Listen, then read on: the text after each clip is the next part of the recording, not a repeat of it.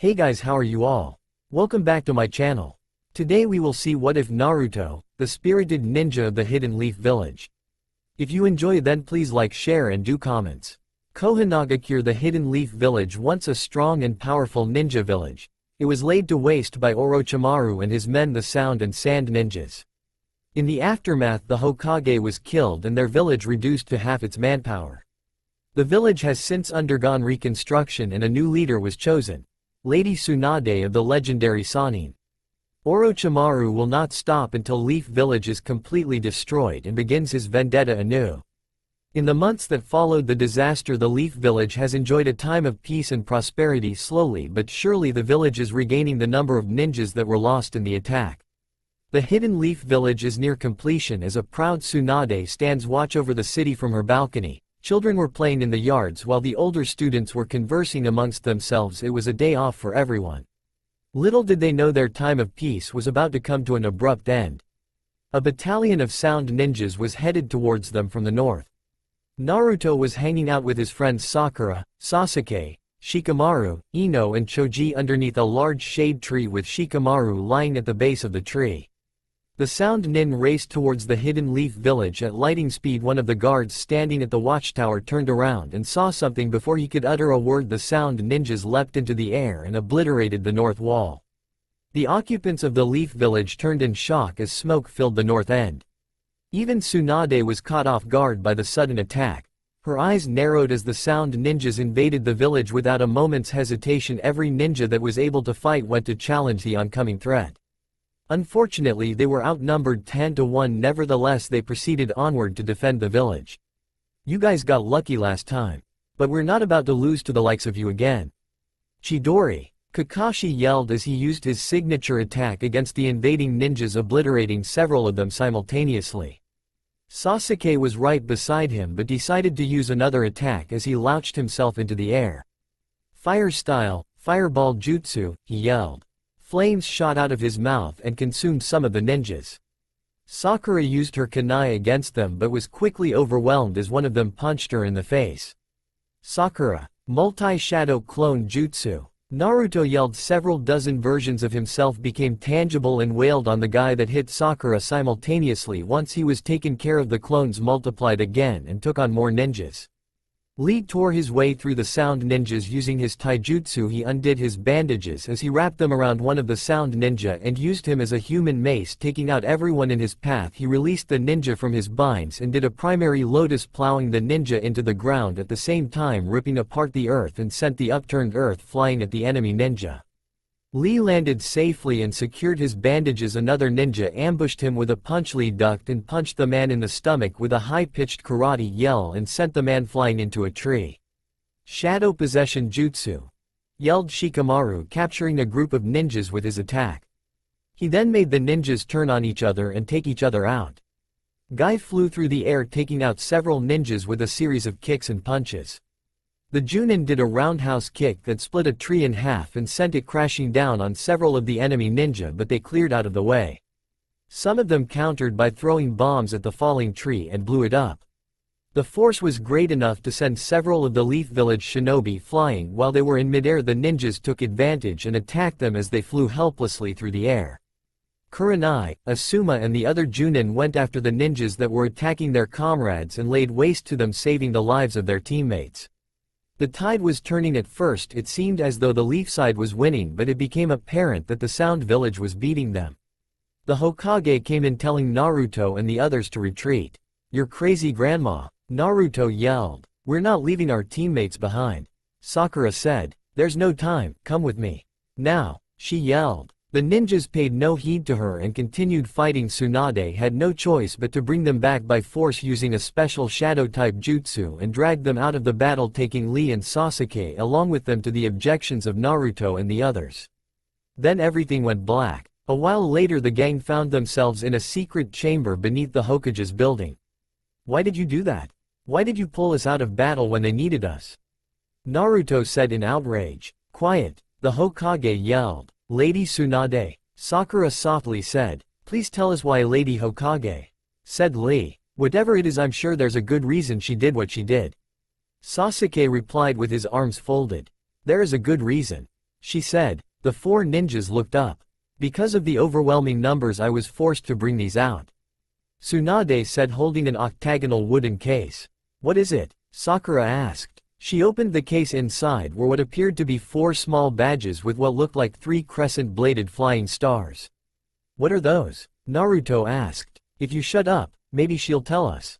Sasuke quipped. His teammate shot him a dirty look. These are your hurricane morphers. They've been in our possession for a long time. With these devices you 4 will become Power Rangers. She told them. Their eyes widened in shock. What? Sasuke said. No way, said Sakura. Are you serious? Asked Naruto. But that's just a TV show. Sakura told her. How did you get a hold of these? Lee asked. The hurricane morphers aren't of this world. I'll explain later. Right now we got a village to save. Naruto, you will wield the orange hurricane morpher and will lead the team as the new Orange Ranger. She said. Naruto picked up the orange morpher that slipped over his fingers and had a button on the side. In the center of the shuriken was an orange outline drawing of a fox.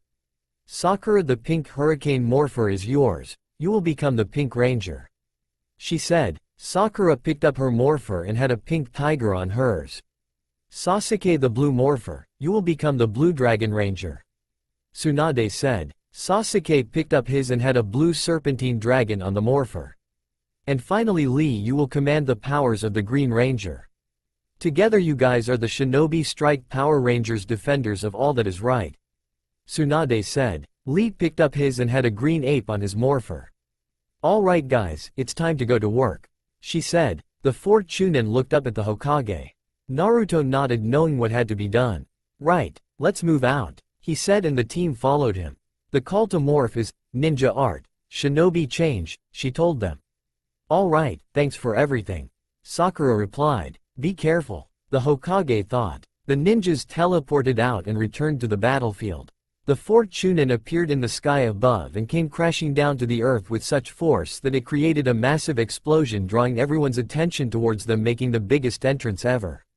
The fighting ninjas were stunned to see the 4 leaf shinobi sitting on one knee before them. The 4 looked up at the sound ninja. The orange ninja growled as he stood up to face them. The rest of his team stood up next to him. You guys are going to wish you never set foot in this village, Sasuke said, pointing at them. You guys ready? Naruto said. Ready, yelled Sakura. Ready, shouted Lee. Ready, said Sasuke. The team held out their morphers and crossed the device over their left arm. Ninja art, shinobi change jutsu, they yelled. They pressed the button on the side of their morphers. Naruto's was the first to activate as the disc began to spin. The center of his shuriken began to glow bright orange and fired a beam of light.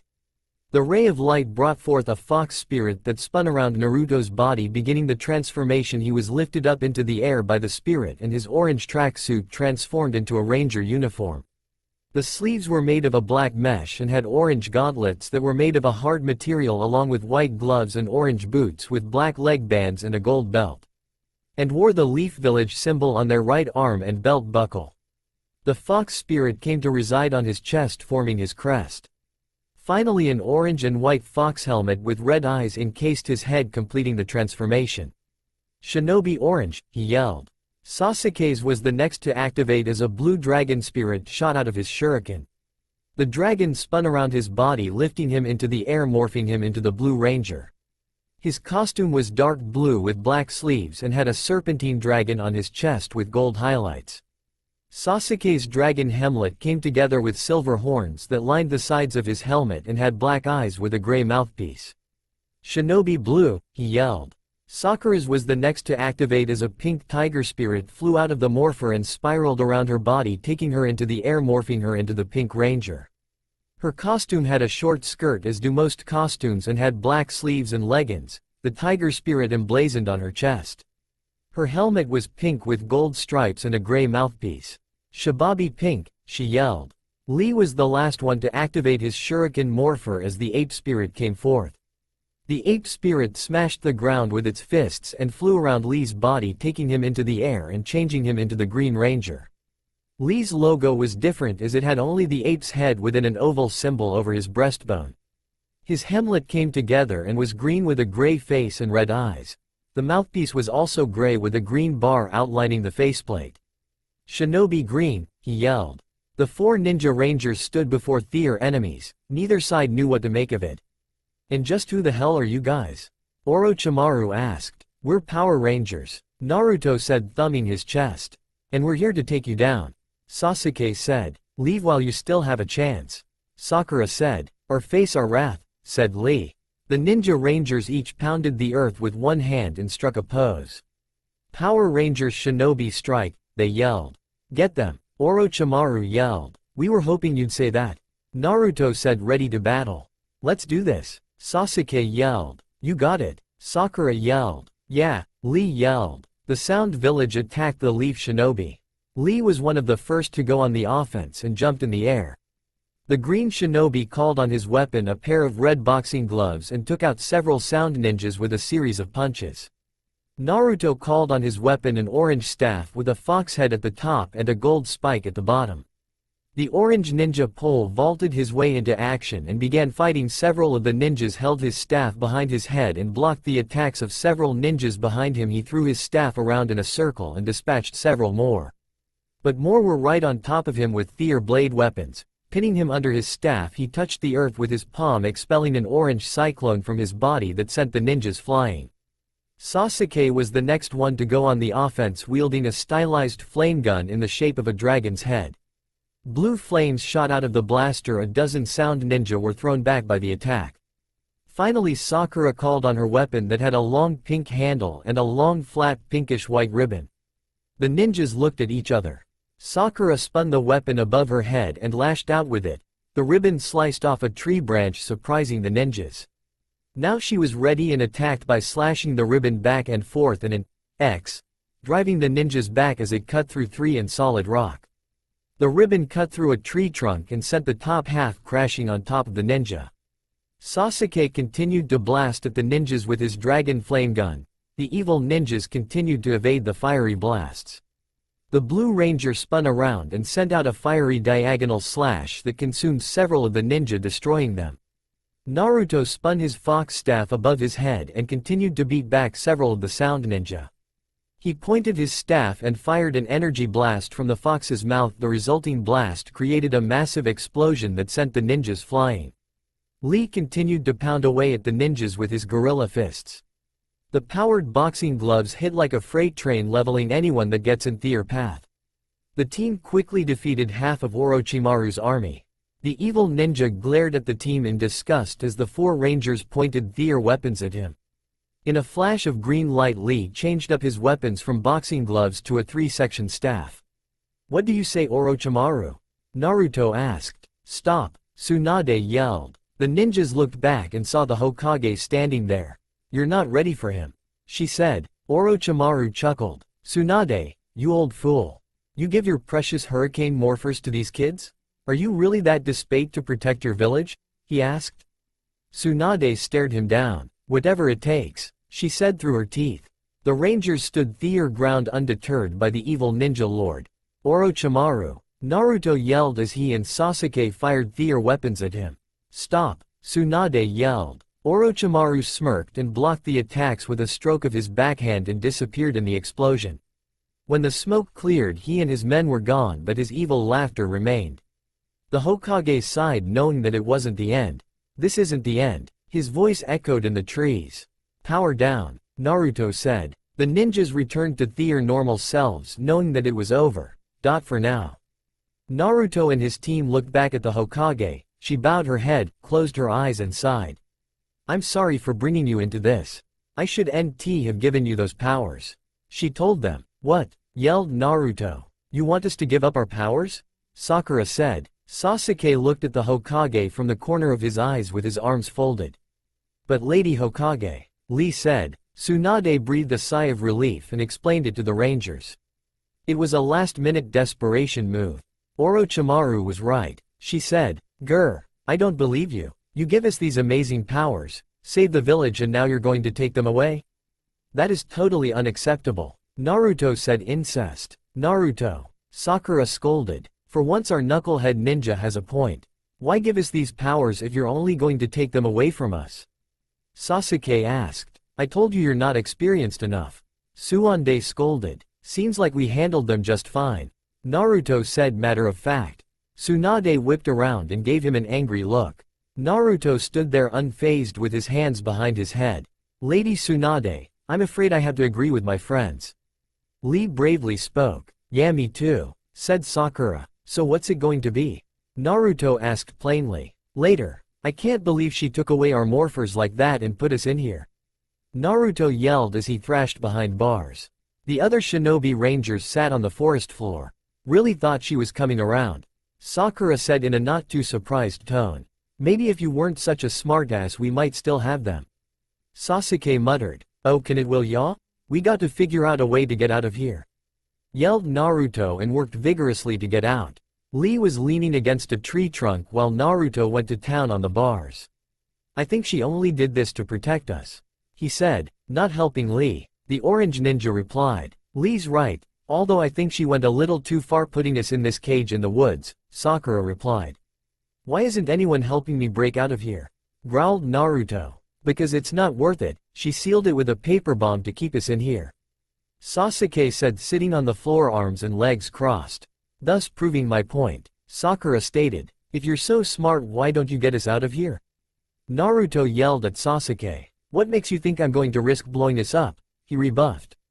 While they argued, a certain blue ninja popped up out of nowhere and greeted the team. Hey guys, Kakashi-sensei, said Sakura. Naruto yelled and pointed at his teacher. Ah, what are you doing here? I just came by to check on you. You know this really is no way to treat the people that saved the Hidden Leaf Village. Kakashi said. That's exactly what I've been saying the entire time. Naruto yelled. Keep your voice down, you're giving me a headache. Kakashi said. Sakura crawled to the front and remained on her knees. You're getting us out of here? She asked. That was the idea. Now don't tell anyone about this, okay? He said while making a ninja hand sign. Yeah, said Naruto. Okay, Sakura said. You got it, Lee replied. While we're still young, quipped Sasuke. Keep talking like that and I might not let you out. The teacher said, annoyed. Naruto bashed Sasuke on the head, catching the ninja off guard, and then turned to face Kakashi. We're ready, he said. All right then. Release. Kakashi yelled. The paper bomb went off in a tiny explosion. Kakashi had manipulated it to keep the explosion to a minimum, freeing the ninjas from their cage, and quickly filed out. Once out, they stretched their joints, being able to stand fully erect once more. Thanks for letting us out of there, sensei, thanked Naruto. Don't mention it, I mean it, he said. The blue ninja vanished into thin air, leaving the four-leaf shinobi to themselves. So now what? Asked Sasuke. The Hokage sat in her office going over papers with the morphers locked in a safe behind her. Little did she know the Toad Sage was peeking at her outside her office window with the biggest grin on his face while she continued working. And covered her eyes with his hands. Guess who? He said. Unless you want a kunin in your gut, get off me. I knew you were there, Jiraiya, even before you came up to the window. She said. Oh, you're no fun, he said. Whoever said I was fun? She asked. While this was going, Naruto snuck behind Tsunade in an attempt to steal back the morphers. Come on, why don't I take you out for a drink? Get away from this heavy workload for a while, you deserve a break. Jiraiya continued. Naruto giggled as he snuck past the Hokage. This is too easy, he thought. But Tsunade was onto them, grabbed Naruto by the ankle and flung him into Jiraiya, sending them through the open window to the ground below. The Hokage stood up from her desk with her hands on her hips. What do you take me for? Do you honestly think it would be that easy? She asked. While she was looking out the window, Sakura tried to steal from the safe. But the Hokage placed her hand on top of the safe, stopping the ninja in her tracks. Thinking quickly, Sakura came up with a plan. Oh, look at that, found my contact. Nehehe. She laughed nervously. Nice try, Tsunade said, and threw Sakura out of the window and landed on top of Naruto. She turned to see Sasuke standing by the door. The ninja threw up his hands, giving up the fight, and let himself out. The Hokage stepped out onto the balcony and looked down at her students. And you guys call yourselves ninjas? Pathetic, she said, and went inside and shut the window. Naruto, Sakura and Jiraiya Sai still laying on top of each other. The two of them get off of Jiraiya while the Toad Sage gets up and pops his back as he stands up. Seriously, what were you thinking? And because of you she thinks I was in on it, he yelled. Sorry Jiraiya, Sakura apologized. Oh, don't apologize to him. He's just mad because he can't get a date with Grandma Tsunade. Naruto replied. And I would have had it too if you hadn't interfered, he growled. Get over yourself, his student said. Jiraiya rapped his head. Naruto cried out and cradled his head. Ow, damn it, pervy sage, he yelled. Quit calling me that, Jiraiya yelled. Why'd I even put up with you guys? Sighed Sakura. While this was going on, Neji and Tenten were training in hand-to-hand combat in the woods. Meanwhile, back at Tsunade's, Choji had just entered her office. Hey Lady Tsunade. He smiled. The Hokage looked up from her work. Hey Choji, what can I do you for? Do you have an appointment? She asked. Nah, I just wanted to check up on you. How are you doing? He continued to smile. All right, I suppose. She quirked an eyebrow at the young ninja. It was a little odd him being there for no apparent reason. Is there anything I can help you with? She asked. Yeah, I'll be taking those morphers. He tone changed. What? Back on the ground, Naruto and Jiraiya were being helped to their feet by Sakura when they heard Choji scream. Expansion Jutsu. A large explosion enveloped the Hokage's office as Choji's body grew to massive size, blowing out the windows alerted the three ninjas leapt along the outside of the building to her office. Inside, the Hokage's office had been decimated and Tsunade was laid flat against the wall, taking the brunt of Choji's sudden attack. The ninja chuckled as he shrunk back to normal and made his way over to the safe. To his surprise, Tsunade grabbed his wrist and threw him across the room, crashing over the table and against the wall. Naruto and the others arrived via the windowsill. Hey, what the heck's going on in here? He yelled. Naruto. She spun around. Choji smirked and a snake shot from his arm and plowed her against the wall. Tsunade. Naruto yelled and turned his attention to Choji. What the hell kind of jutsu is that? He said. Choji, what are you doing? Sakura said, horrified. Choji only chuckled as he got to his feet. The toad sage stuck his head over Naruto's shoulder. That's not Choji, he said. Took you long enough to figure it out, old friend. He said. The ninja burst into a cloud of smoke and revealed his true face to the team. Orochimaru. Naruto growled. How did you get in here? Sakura asked. You make way too easy, you still have a gaping hole in your fence. He said smoothly. An enraged Jiraiya rushed in. You son of a bitch, you're not getting anywhere near those morphers, he said, throwing a punch at the Snake Lord. Orochimaru easily blocked it and kicked Jiraiya in the side. He jumped back and made a hand sign. Ninja art, spitting oil jutsu, he said. With the hand sign completed, Jiraiya fired a jet stream of oil at him. Orochimaru quickly dodged it. Jiraiya made a slight alternation to his hand sign and set the oil on fire, setting off an explosion that threw Naruto, Sakura and Tsunade out the window. Sakura, Naruto yelled, reaching out for her. Tsunade surprised them and grabbed each of them around the middle, landing safely on the ground. The thick smoke and fire barreled through the office. Pervy sage, screamed Naruto. No, Naruto. Tsunade grabbed him before he could do anything. There's nothing you can do, Sakura told him. But the perverted sage. I mean Jiraiya, he's up there, he yelled. It was then he was jettisoned from the burning office backwards and landed on his feet very much alive. Someone say my name? Jiraiya. The orange ninja wrapped his arms around the toad sage waist and buried his head in his chest. Hey, take it easy, kid, he said. Did you get him? Tsunade asked. I doubt it, he won't go down that easy, Jiraiya told her. Master Jiraiya, you're all right, Sakura said. Of course it takes a lot more than that to get rid of me, he said. Unfortunately the same is true with Orochimaru. The morphers. Did you get them? Tsunade asked. No, I didn't have time, I'm sorry. Come on, we have to get back up there. You two stay here, she said as her and Jiraiya leaped towards the burning office. Oh yeah, like we're going to listen to you, growled Naruto. Just stay there, she said on the way up. Neji and Tenten had just arrived on the scene along with everyone else in the village. What's going on? Neji asked. Guess who paid us a visit, replied Naruto. Orochimaru, he said. Huh? He's here? Said Tenten. Unfortunately, he disguised himself as Choji and broke into her office, Sakura said. At that time the real Choji showed up with the rest of his crew.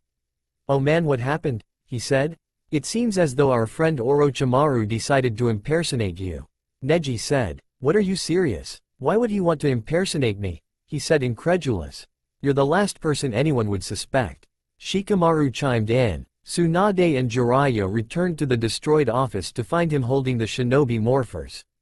Drop the morphers, Jiraiya advised him. Orochimaru chuckled at his curt warning. Why should I? With these the village of sound will crush all the others and taking over the planet will be a mere formality. He said, I'm warning you to put those down.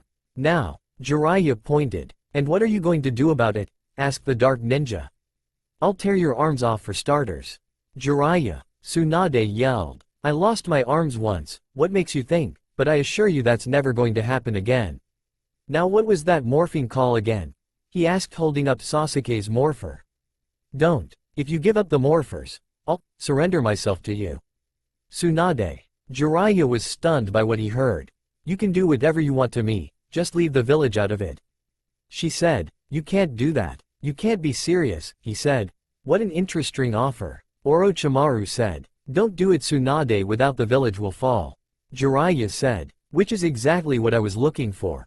Keep your morphers, I have a much better prize, the future of the Hidden Leaf Village. Orochimaru said, tossing the morphers aside and grabbing her. Jiraiya rushed at him.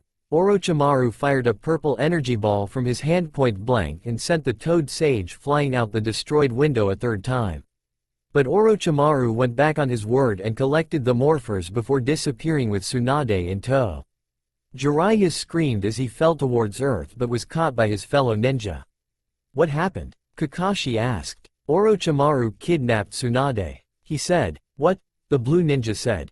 Everyone around him was stunned by what they heard. Grandma Tsunade's gone? Grr, that jerk. He's going to pay for this. Yelled Naruto. Deep in Orochimaru's den he chuckled as he held the Hokage shackled against a wall. What do we do now? Asked Sakura. I don't know. Lee said. We go after them, that's what, said Naruto. Question is how? Sasuke said. So how do we rescue her? Sakura asked. We need to formulate a plan. Sasuke said. No shit Sherlock. Naruto said. Quiet. Jiraiya thumped his student on the head. What I mean is we need to organize a team. Sasuke added. We already have a team. Naruto quipped. Shut up. Jiraiya thumped him again. Just the four of us? Open your eyes Naruto, we're no match for Orochimaru, not to mention we have no idea what lies in store for us beyond those borders. Sasuke said. Sasuke has a point, in order for this to work we need to organize a larger and stronger team than what we had previously. I think it's best with some of the Junin were to accompany us to the land of sound. Jiraiya told them. Agreed, I'll round up anyone we have available and report back here in the morning. Kakashi said. We don't have time, Orochimaru could kill her. Naruto said. The Toad Sage sighed and put his hands on the young ninja's shoulders and looked him in the eye. Look Naruto, I appreciate your concern and I know you're ready to take him on all by yourself, but we got to be smart about this and take the necessary precautions. If we don't it could end in disaster for everyone involved.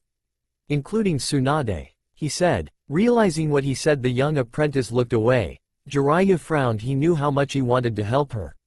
He knew how much he wanted to battle Orochimaru and that he wanted to get his power back before it could be used for evil.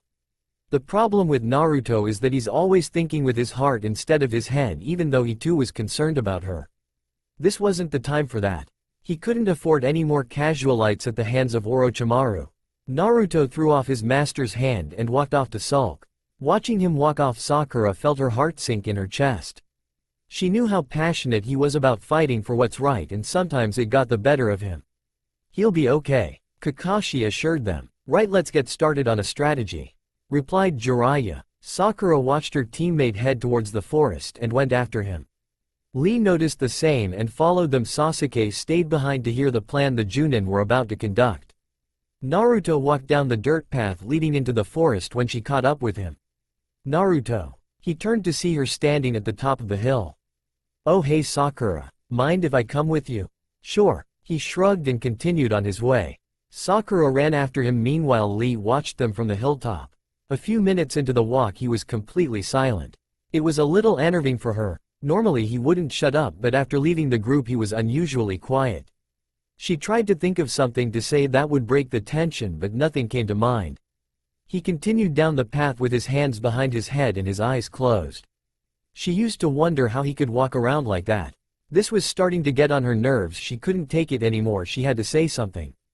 Anything on your mind? How could she say something that stupid? Of course there was something bothering him. She cursed herself for saying something so blatantly obvious and tapped the side of her brow trying to figure out something else to say.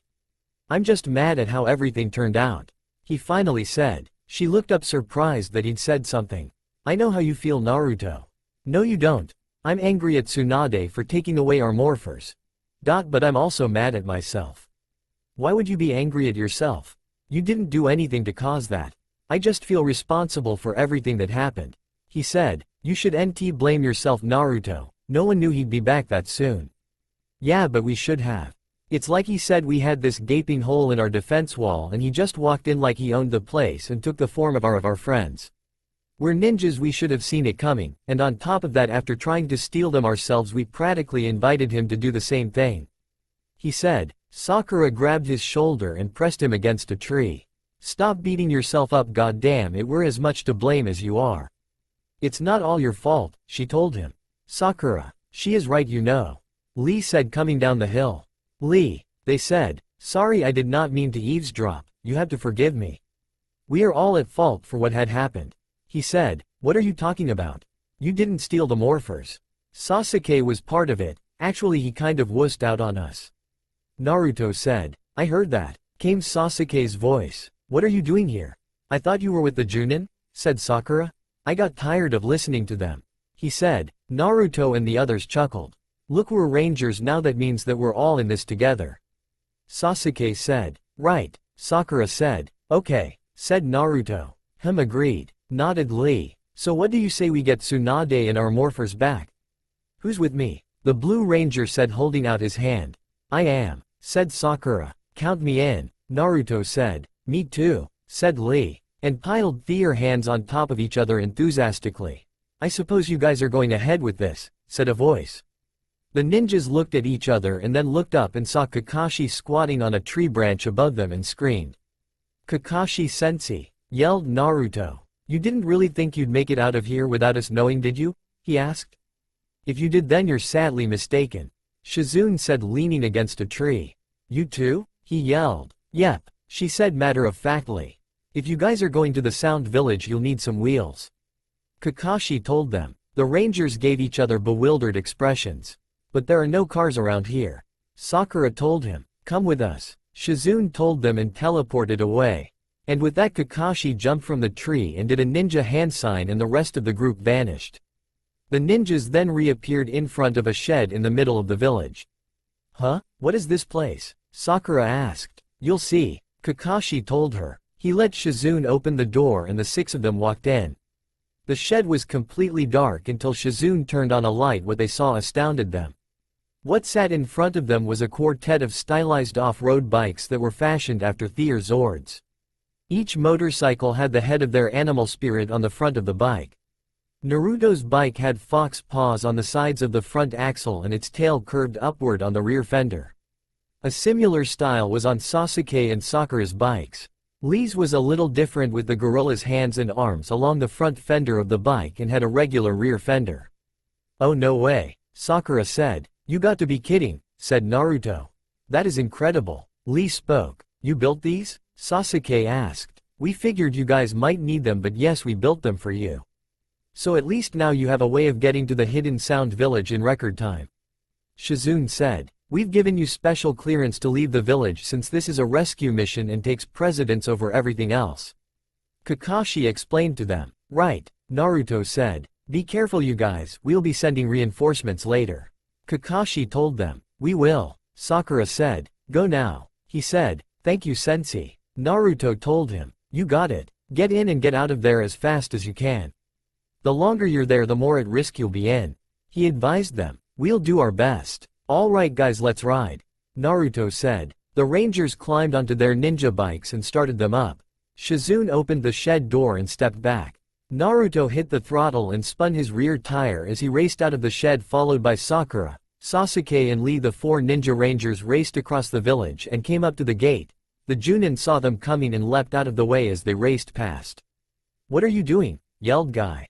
I am sorry, Guy sensei. We have special clearance from Kakashi, yelled Lee.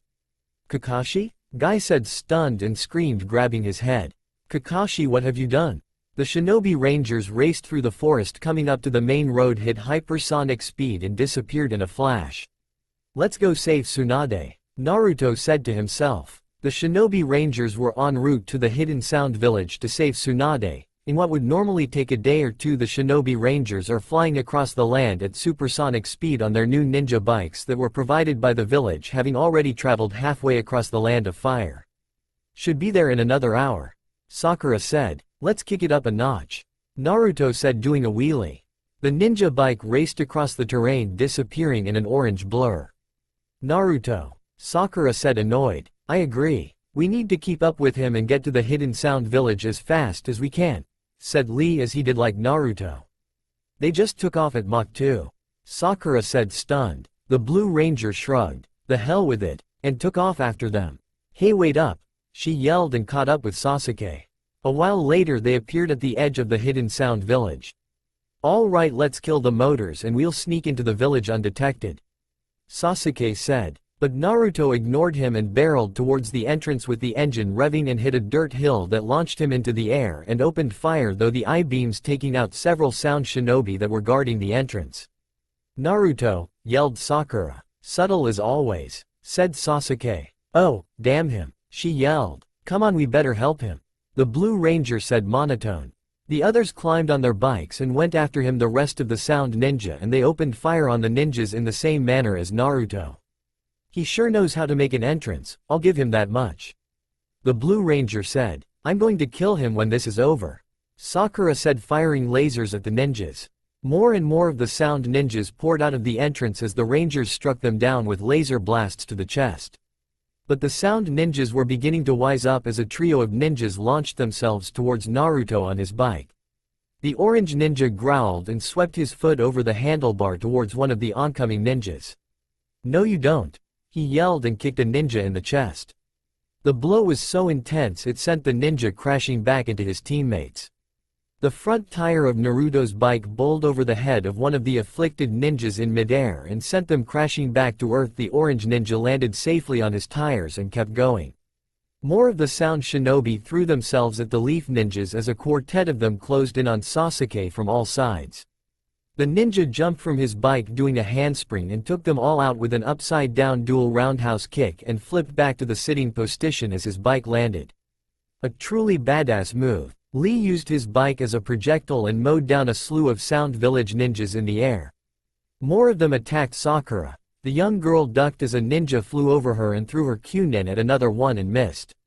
The sound ninjas started to gang up on her. But Sakura was determined not to lose. In a split-second decision, she hit the brake and sent the bike skidding sideways, taking out several of the ninjas. She accelerated and straightened herself out, continuing down the path, but the sound ninjas weren't about to relent and ganged up on her again, deeming her to be an easy target. Naruto looked over his shoulder and saw she was in trouble. "Sakura." The orange ninja hit the brake doing a 180 and went to her rescue. Sasuke heard his teammate and went to help. The orange and blue rangers raced towards her with the sound ninjas breathing down her neck. "Get down," yelled Sasuke as he and Naruto opened fire on the sound ninjas. The colored beams flew past Sakura on both sides and she buried her head in her bike. The ninjas saw it coming and jumped away as the beams hit and nearly blew Sakura off her bike. The sound ninjas were now airborne. The rangers looked up and saw a river of Q-nin rain down on them. Naruto and Sasuke leapt from their bikes and flew towards the action, blocking the falling daggers with their own as they went to intercept the ninjas. Lee doubled back and got Sakura out of danger. Grabbing Sakura, he flew up into the trees as the Q-nin stabbed the earth 1,000 times where they once stood. Naruto and Sasuke continued their way up to battle the sound shinobi. "Are you all right?" he asked.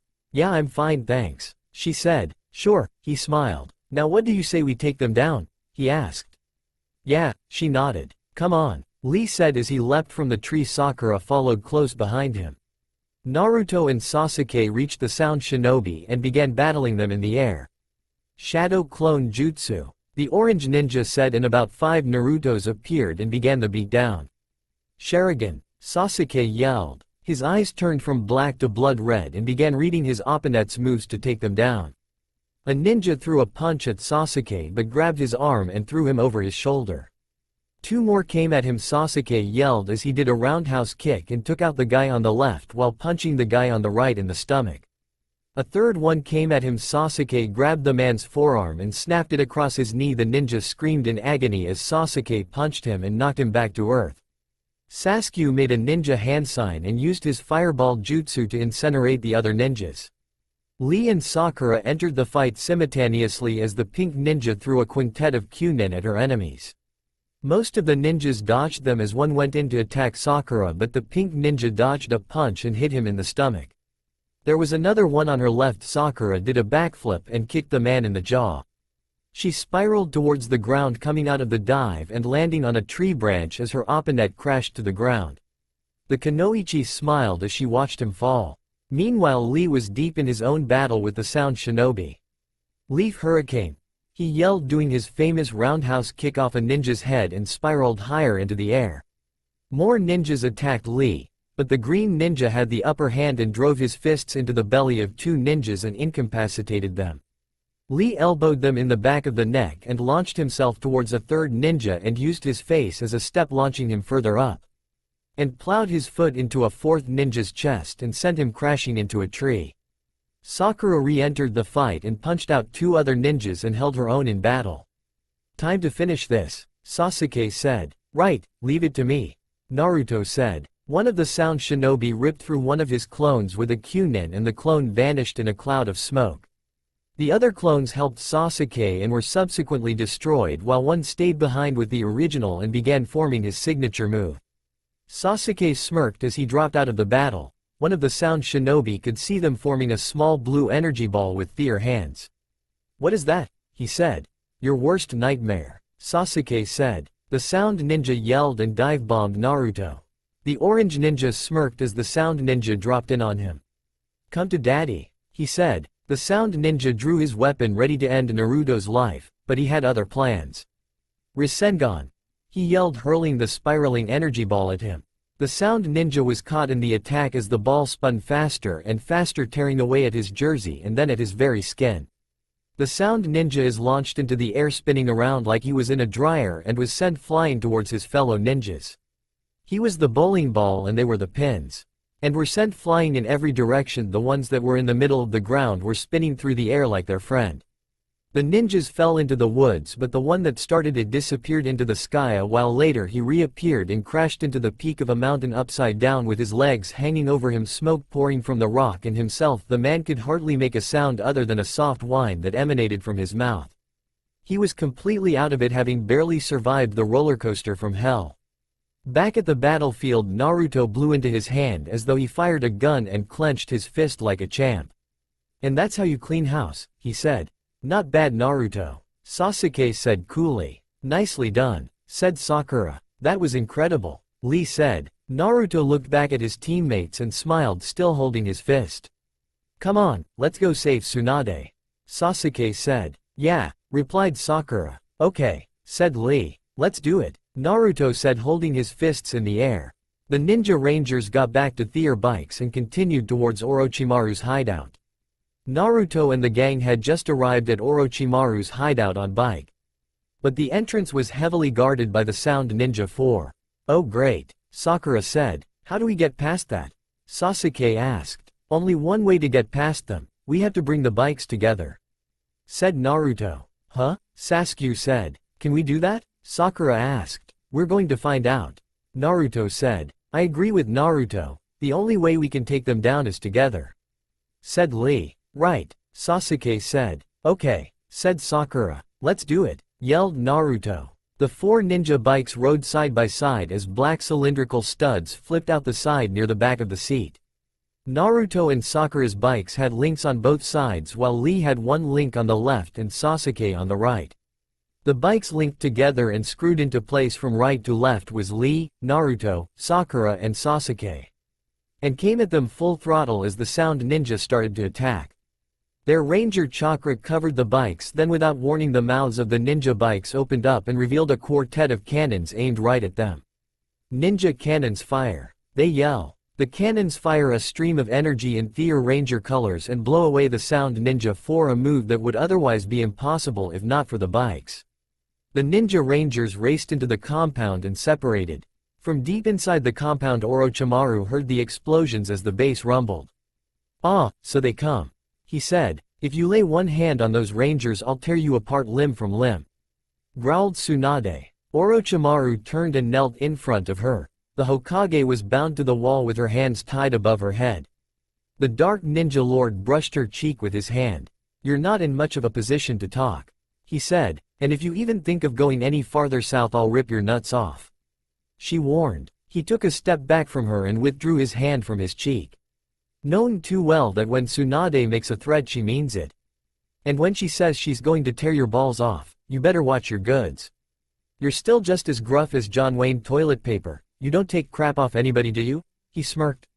"Never have, never will," she told him. Deep inside the compound Naruto blasted away at the maze that lay before them, tearing down each wall as he went past. Lee and Sakura were close behind him and Sasuke was bringing up the rear over his shoulder. He saw the Sound Four were still after them, and thought it was time to put some distance between them. Looking down at his council, Sasuke pressed a button launching a quartet of mini-missiles that were on the back of his bike. "Bottle rockets away," he yelled, firing one of them at the evil ninjas. The rocket landed in the midst of them at the beginning of the maze. "Oh shush," Tatsuya said as it went off and a massive explosion formed behind Sasuke's back. The blue ninja smiled as he caught up with the others. The sound ninjas survived but were covered in thick black smoke, with Tatsuya coughing heavily. "Grr, he's going to pay for that," she yelled. "Come on," yelled Jirobo. The bikes raced deeper into the compound. Within minutes they had reached Orochimaru's secret bunker. Sasuke fired the remainder of his bottle rockets and brought the roof down on the Sound Ninja 4. Naruto breaks down the door to his lair. "Orochimaru," he yelled. "Naruto," cried Tsunade. "We're here to rescue you," Sakura said, "and to take back our morphers." Lee said, "Surrender now," Sasuke said. Orochimaru chuckled and looked up at the team. "Do you really think you have what it takes to defeat me? One of the legendary Sannin?" he asked. "Who said they were alone?" Tsunade said. Orochimaru's eyes widened when he turned to see her. He was met with the business end of her fist. The bones in his cheek crunched, driving it deep into his face, and was thrown against the wall and floor. The Hokage cracked her knuckles and rubbed her wrist. "Thanks for freeing me, Naruto," she said. "Anytime," he said. "What?" Orochimaru said, perplexed, and turned to see two of them. The one that was speaking to him in the middle of the room disappeared. "A shadow clone?" he said. "Naruto's not as dumb as he looks," said Sasuke. "Be quiet or you'll be next," he growled. "So what do you say, Orochimaru? You up for a battle?" Tsunade asked. Orochimaru got to his feet. "I'm more than ready for the likes of you," he snarled. "Then let's kick it up a notch," she said. Tsunade went for the morphers. Orochimaru charged her at full burst. As they were about to meet, Tsunade brings her leg around and nails him in the head as Orochimaru punched her in the stomach. The Dark Ninja Lord groaned as Tsunade drew her foot back and kicked him in the chest, knocking the Dark Ninja Lord back against the wall. Naruto flips over her shoulder and goes in to attack him. Orochimaru did a ninja hand sign as the orange ninja descended upon him. "Forbidden ninja art. Death Claw Jutsu," he yelled. "Look out, Naruto," she yelled. A large black hand shot from Orochimaru's chest and was about to envelop him in midair. Tsunade lunged for him, but the claw got him as Tsunade fell to the ground. He screamed as it tightened its grip on him, but exploded, revealing a log. Orochimaru growled, knowing that he had just performed a replacement jutsu and landed safely next to Sasuke. Orochimaru was not pleased and threw the log at Tsunade and rolled away at the last minute. Tsunade picked up the log and threw it back at Orochimaru's head. He dodged as it crashed into the wall. Sasuke leapt into the air above him. "Fire style, fireball jutsu," he yelled, catching the log ablaze. Tsunade lunged at him again with a sweeping kick as the log splintered and covered him in embers. Her foot smashed his chin and sent another death claw at Tsunade. She jumped back and did her own jutsu that neutralized it. The dark claw dissipated as she touched down next to the team. "Lee, get the morphers," she ordered. "Right," he said, and went behind Orochimaru's desk. "Not so fast," he yelled, and fired another death claw at Lee. Tsunade jumped in front and blocked it. "Ninja AR. Claw," he gagged. Tsunade grabbed his tongue in mid-sentence and yanked it out. No you don't, she told him. Et go uf me, he said. Not a chance, she yelled, pulling him towards her and pummeled him in the face with her fist. Yeah, yelled Lee. All right, cried Sakura. Get him grandma, yelled Naruto. Orochimaru slinked Tsunade, tugged on his toge and brought him back like a yo-yo and punched him again before swinging him over her shoulder and into a wall. Orochimaru crashed to the floor. Tsunade let his elongated tongue drop to the floor. Lee came back with the morphers in hand. Here you are, he told them. All right, Naruto said, grabbing his morpher. The others picked up theirs. Orochimaru came to his hair draped over part of his face and pulled his tongue back into his mouth.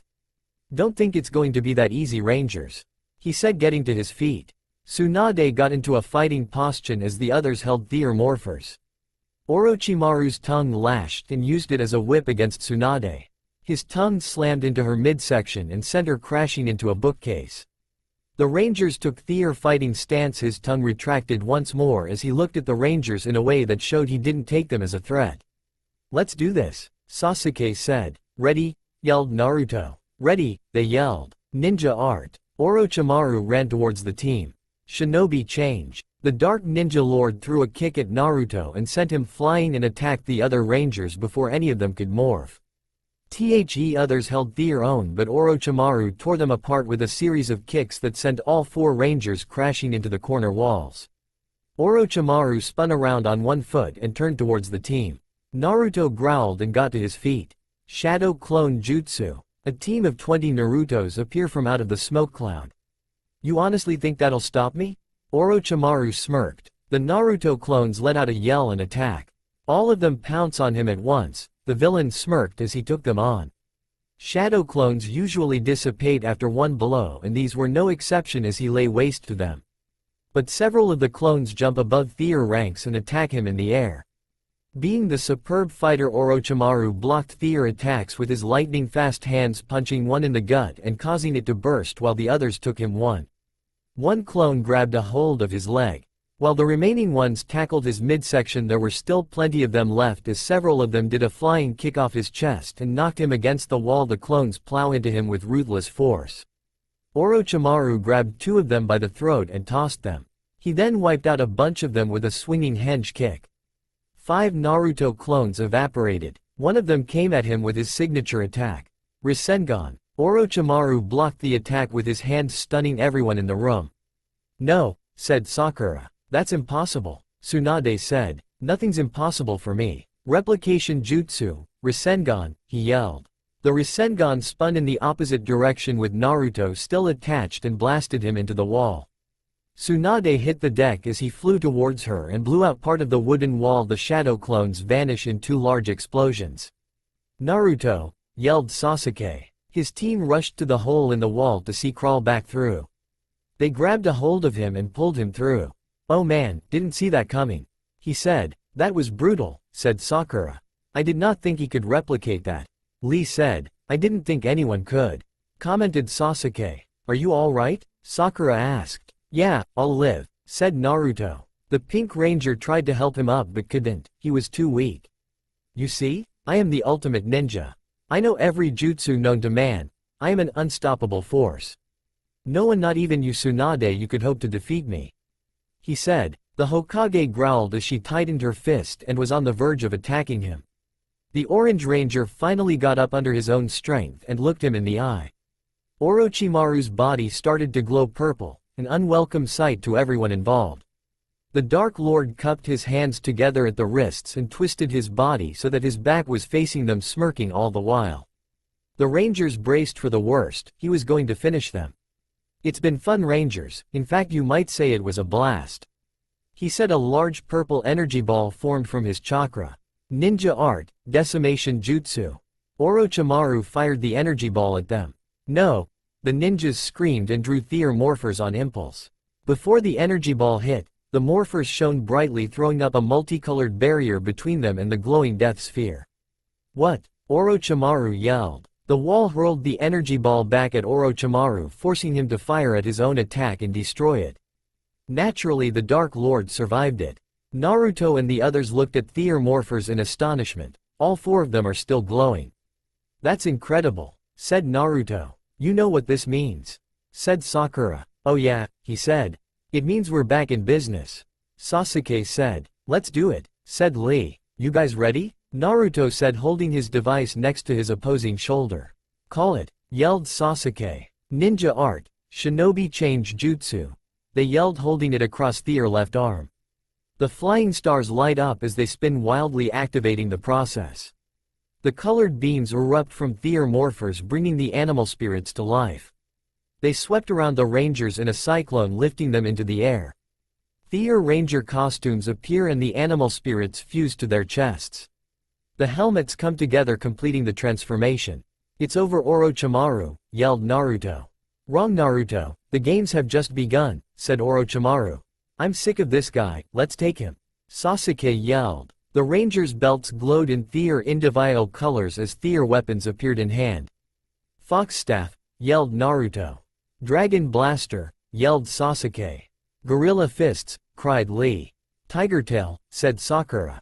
Bring it on, Orochimaru said. The team charged him. Naruto lunged at him with his staff, but Orochimaru blocked it as Sakura attacked him simultaneously.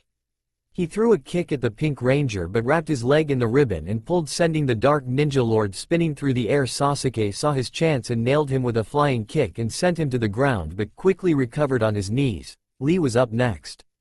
Orochimaru shot his tongue at him. Sparks flew from his chest as he staggered back. Orochimaru flipped through the air backwards, landing in the midst of the other rangers and nailed them with a couple blows to the chest on all sides. The team staggered back as Lee charged him once more and threw a punch at him with his boxing glove. Orochimaru crossed his arms and blocked the attack. Sasuke blindsided Orochimaru with an aerial attack. He dodged it, but not Lee's punch to the stomach. The Dark Lord groaned as he felt his organs ripple inside from the blow. Naruto threw himself in the air and stepped off Lee's shoulder and threw his staff at the Dark Lord. Orochimaru fell back a few steps as the Orange Ranger engaged him in single combat. But Orochimaru had plans for the Orange Ranger and drew poison-tipped claws on his fingertips and stabbed him in the stomach. The Orange Ranger fell back a couple steps. Sakura called his name and went after him, swinging her deadly weapon at Orochimaru in a series of strikes. The Ninja Lord managed to dodge most of the attacks by ducking down and punched her in the chest. Sakura, yelled Lee. The Green Ranger came at him with a roundhouse kick. The Dark Ninja Lord grabbed his leg and sent him spiraling through the air. Sasuke attacked him head-on. Orochimaru shot his tongue at him. Sasuke dodges and grabs his tongue, pulling it down to the ground and stepping on it. Orochimaru shrieked in pain as it remained under Sasuke's foot. Sakura saw her chance and lunged at him with a pair of daggers and threw them at him. Orochimaru blocked them with his arms. The blades found their way back to Sakura and slashed open his side in an X.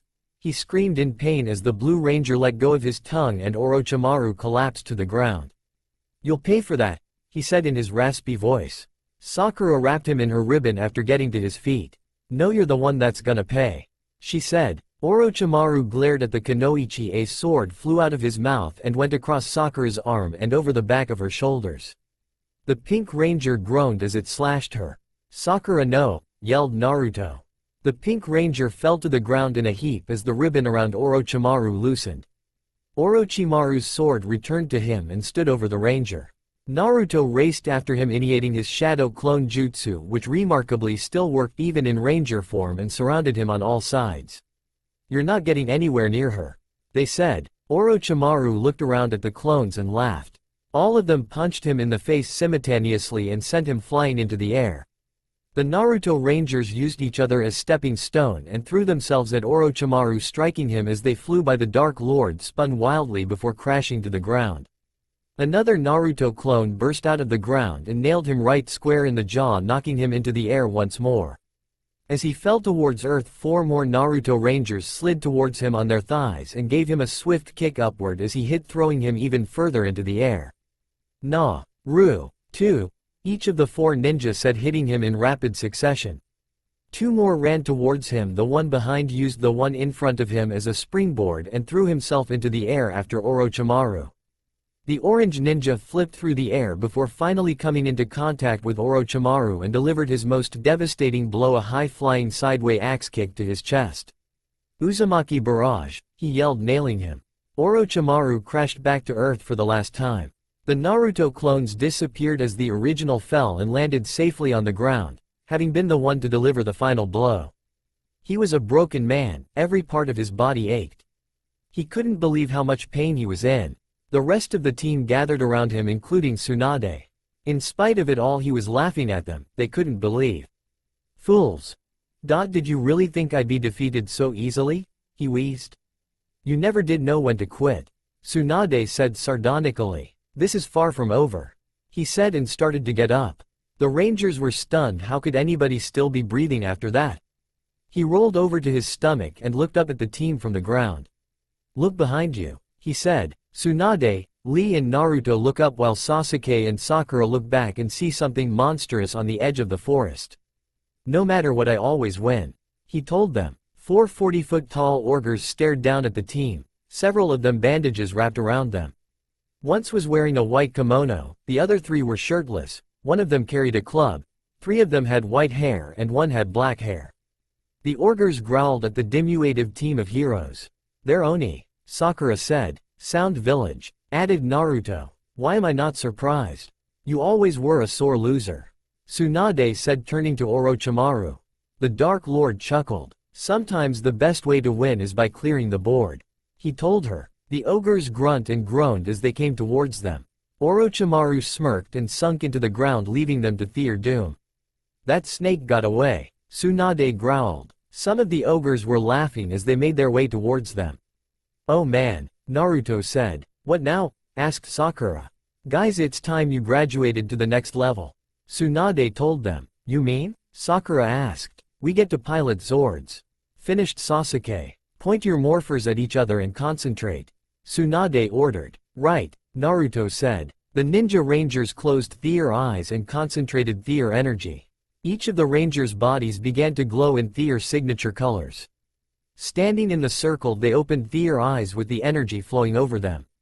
Ninja Fox Sword, Ninja Tiger Sword, Ninja Gorilla Sword, Ninja Dragon Sword. They pointed their morphers and fired a beam towards the center and lifted them to the sky as their combined energies shot towards heaven. We need Shinobi Zord power now, they yelled. The skies turned dark and were filled with colored lightning. In the midst of the darkness, the Shinobi Zords appeared. The machines growled and roared, having been freed from their imprisonment. The Fox Sword howled as it looked down at the monsters. Oh wow, look at them, Naruto said. It's really them, Lee said. They're beautiful, said Sakura. Let's see what they can do, Sasuke said. Shinobi Zords descend, called Naruto. The Shinobi Zords heard his command and descended towards the plane of existence. The 4 Zords ran through the sky, while the Dragon Zord slinked through the air. The mighty Fox Zord fired a blast of energy from its mouth, hitting one of the ogres. All right, let's do this, yelled Naruto as he and the team jumped on board. The Rangers climbed into the cockpits of their Zords as they flew towards Earth. The interior of the Fox Sword was black and had orange flashing lights on either side of him, along with a fox symbol behind his head. The Fox Sword was the first one to touch down, clawing one of the ogres. The Dragon Zord unleashed a hellish blaze of fire on one of the enemies, engulfing its shoulder in flames. The ogre roared and swung its club at Sasuke. The Dragon Zord dodged it. The Tiger Zord was up next. Sakura's Zord was pink with gold-black stripes and slashed at the 3rd ogre with its claws.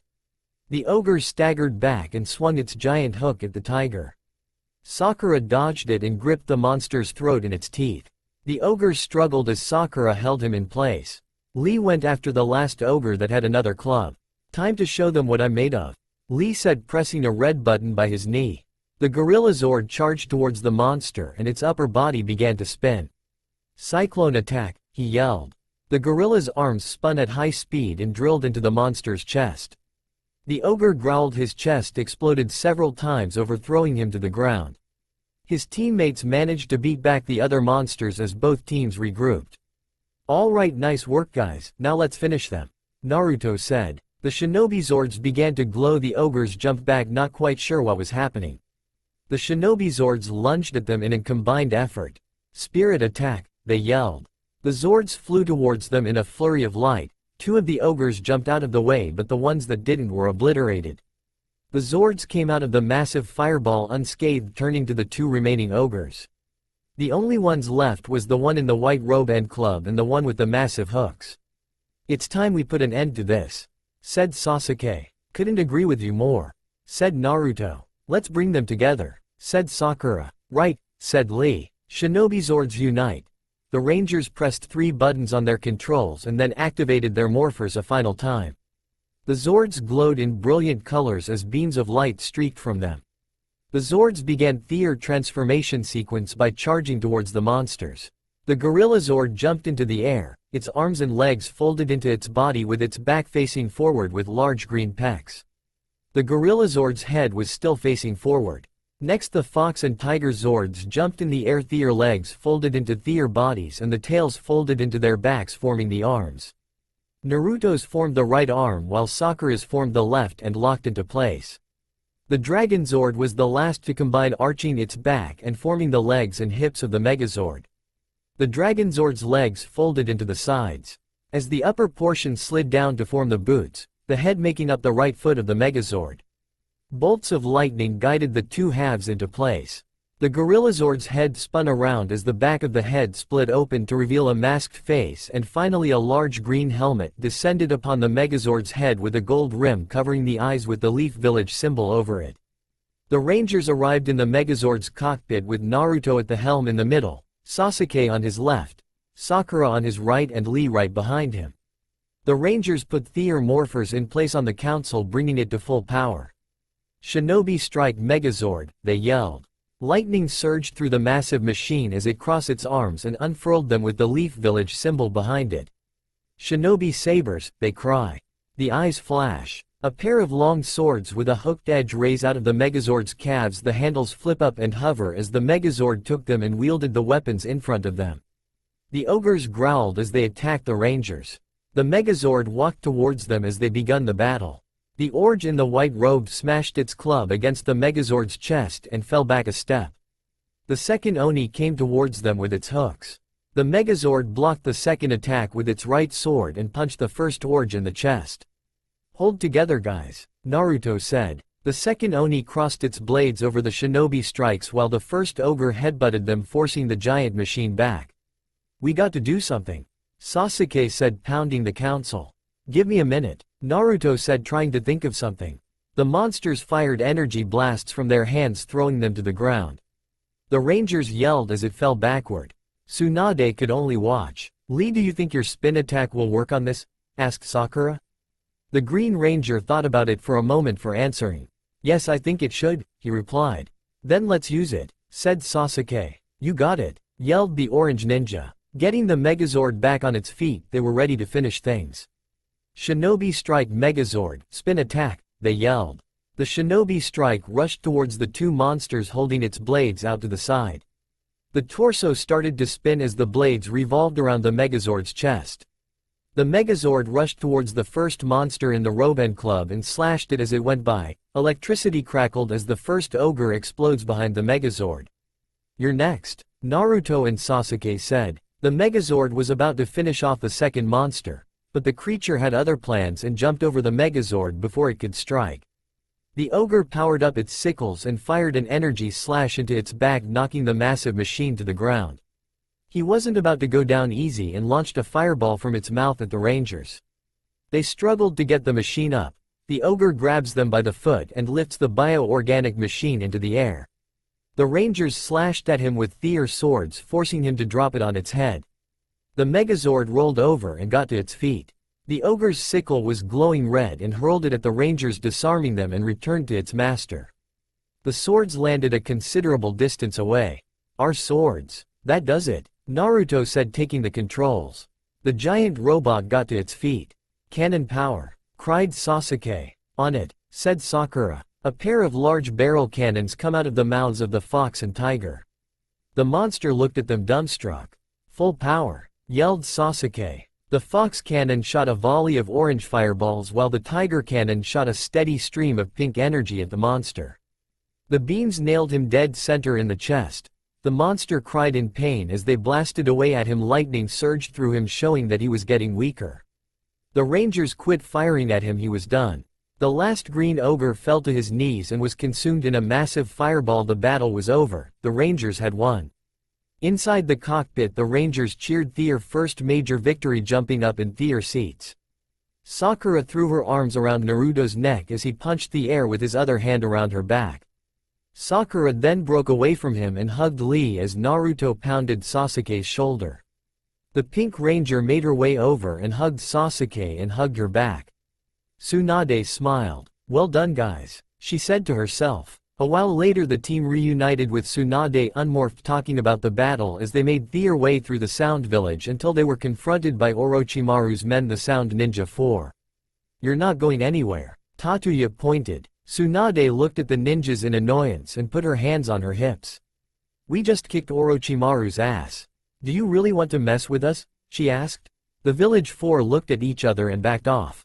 "Didn't think so. Come on guys," she said. The Leaf Shinobi made their way past the Sound Village 4, getting on their bikes and left the village.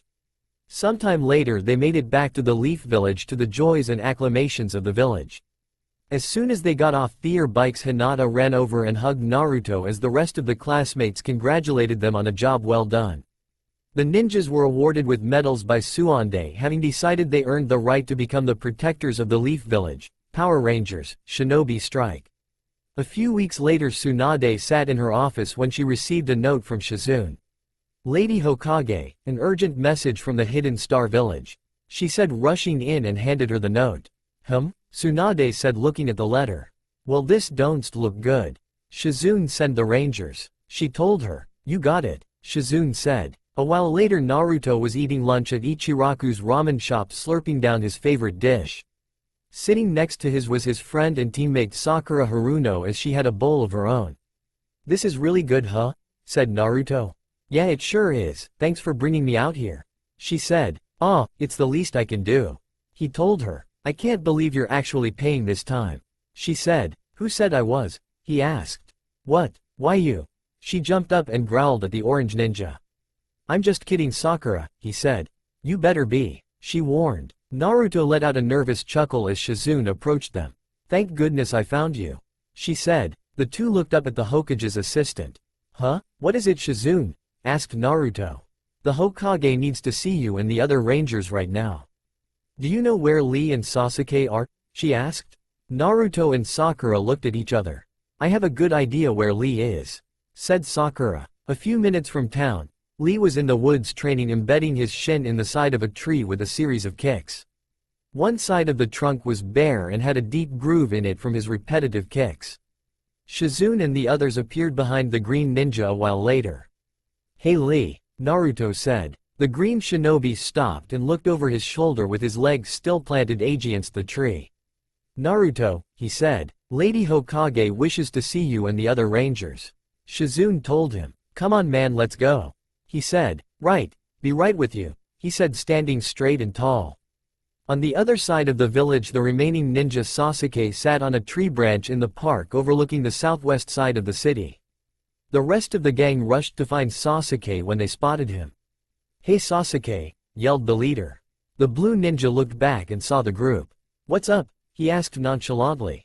"The Hokage wants to see us," Sakura said. "Come on man, we got to move. I bet she has another mission for us," said Naruto.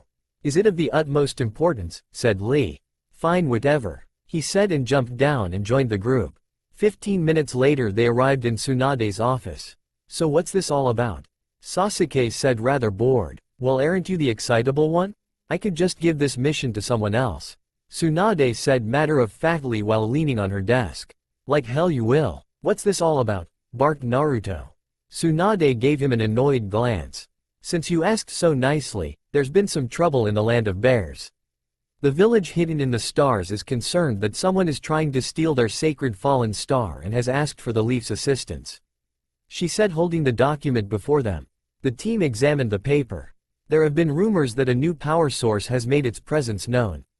It's possible a new ranger may have shown up," she said. The gang let out a stunned gasp. Even the stoic Sasuke seemed interested. Having opened his eyes and looked at the Hokage from the corner of them. "So you want us to check out this new ranger and see if he'll join us?"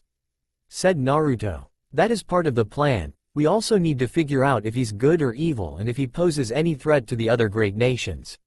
Tsunade stated, because they can use him as a weapon, and whatever powers he has could topple any existing government including their own. Said Sakura. Exactly, she said, and you think the new ranger could steal the star to amplify his powers and use them to defeat us? Lee said, referring to the group. I'm not for certain, but any of the above is possible.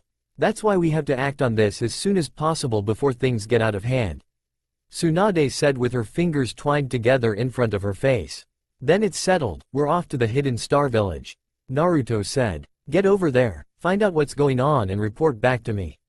She said, and if possible, see if you'll join us. Said Sakura. You got it. Just be careful and don't get yourselves killed, all right? Asked Tsunade. We'll do our best, said Naruto. I certainly hope so. Go now, you're dismissed.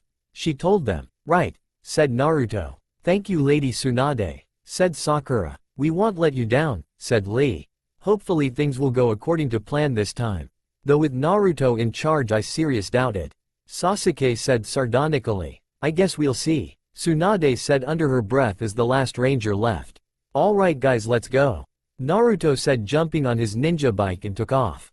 The four rangers raced through the village, rushing past people on the street as they went through their everyday errands. Kakashi looked up from his book as he saw them run past. Hey, I wonder where those guys are going, he asked. Back at the Hokage's office, Shizune stood looking outside the window with her arms crossed. Are you sure they're up to this? She asked. They have to be, Shizune. They're the best we got. Tsunade said, never looking up from her desk. Guys, do we have the slightest clue what we're getting ourselves into? Sasuke asked. Not really, replied Naruto. We won't know until we get there. Hopefully they're friendly. Sakura said. Great, so we're flying blindly into a storm, said Sasuke. Come on Sasuke, try not to be so negative, said Lee. Negative? Who's being negative? I'm positive something's going to go wrong, he said. You're just swelling with optimism, aren't you? Naruto said. You know it, his friend replied. You guys are something else. Sakura said. Sometimes I wonder how those two managed to get along, the green ninja asked. Only a miracle, Lee, only a miracle, said Sakura. Come on, we're wasting daylight, Sasuke said, and with that the team converted to high-speed mode and disappeared into colored streaks as they raced towards the Star Village. While the Rangers headed to the hidden Star Village, a more maniacal group was at work. Deep in their hidden lair, the Akatsuki plotted. I have learned from my sources that a new power source has risen in the hidden Star Village, Madara said. Hey, you mean that fallen star? Honestly Madara, we've known about that little gem for years, Deidara said. Huh, like that's anything new, commented Kisame. That's not what I'm talking about, Madara said calmly. It seems as though this new power source has a signature that's not familiar to this land, he told them. What are you getting at? Deidara asked. Have you heard of the news out of the Leaf Village? He asked. Kisame and Deidara looked at each other. You mean that story about Thier being Power Rangers? Kisame asked. Correct, Madara said. Deidara couldn't help but laugh. You can't be serious, everyone knows Power Rangers don't exist, he said. Then what do you call what happened to Orochimaru's village? Kisame asked. Just some guys running around in suits. Those so-called tricks are no different than what any shinobi can pull off, he said assuredly. I wouldn't be so sure, Deidara. Remember that power source I was telling you about? There's a chance it's a ranger power according to my sources, Madara told him. I think your sources are a little screwy, Deidara said. My sources are never wrong, and you'd do best not to question it, he growled. Yes sir, he said. Now then, who's interested in going? He smiled. While the Akatsuki plotted, the Rangers drew closer to the village on their ninja bikes. Sasuke, how much farther do we have to go? Sakura asked. Shouldn't be long, according to the tracking system we should be coming up to it, he answered. How will we know when we get there? Lee asked. I think we're about to find out. Look, said Naruto. Before them was a cliff with a strange yellow gas emanating from the gorge. The bikes skidded to a halt and went to investigate.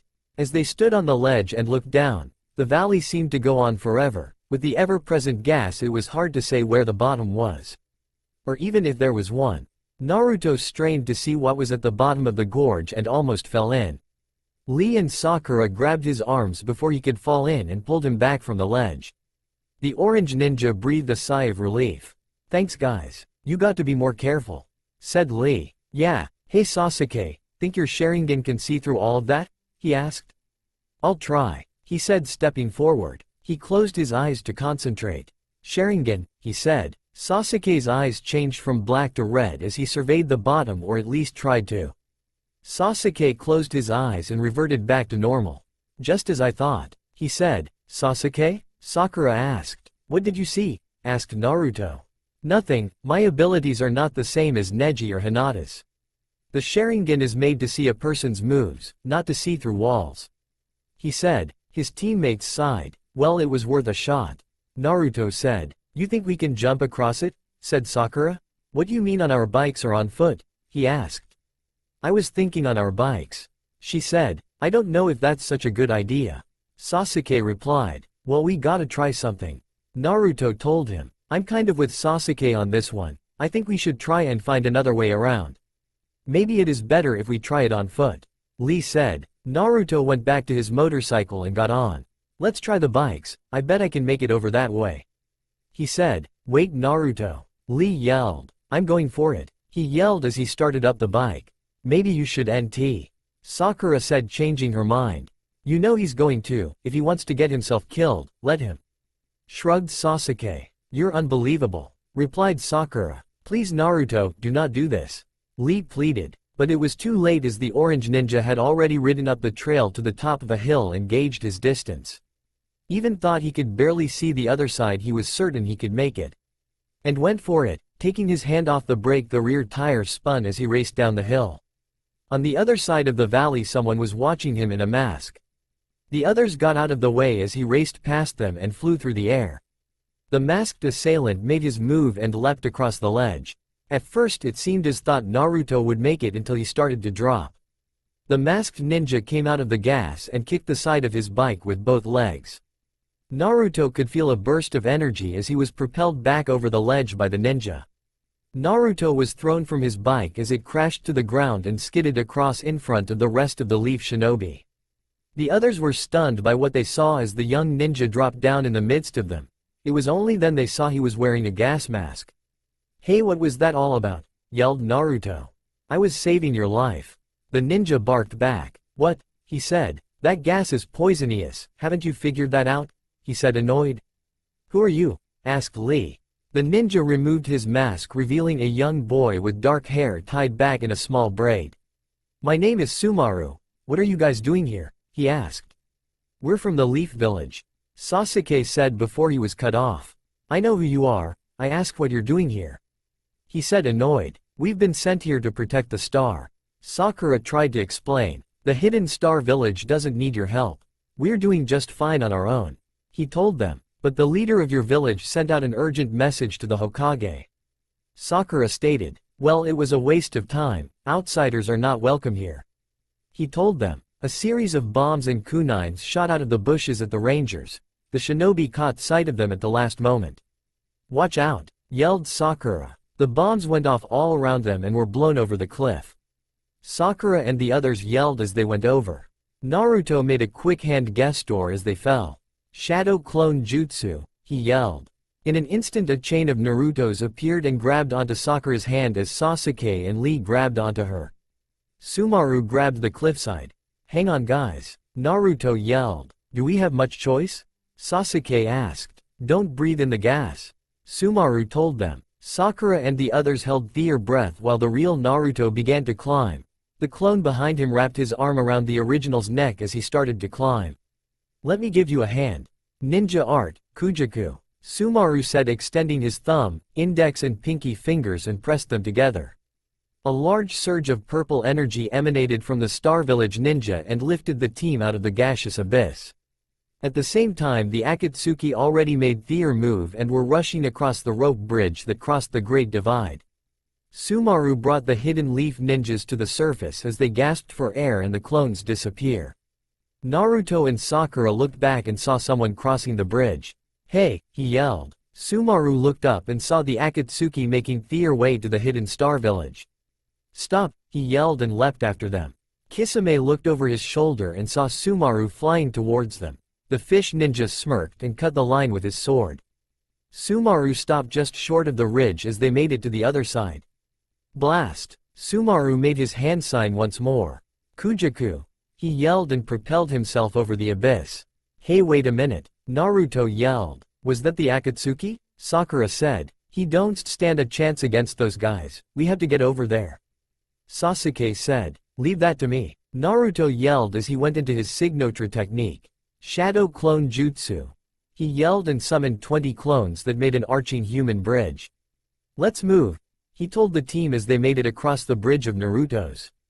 On the other side, Sumaru stood face to face with the villainous group.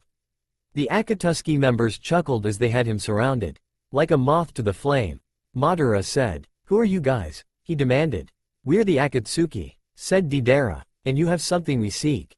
Madara finished. Sumaru took a step back. You're not getting your hands on the star, he said. Akatsuki. Naruto yelled from above. The Rouge group looked up and saw the team flip through the air and landed in front of them. You're not taking another step into that village. Naruto yelled, pointing his finger at them.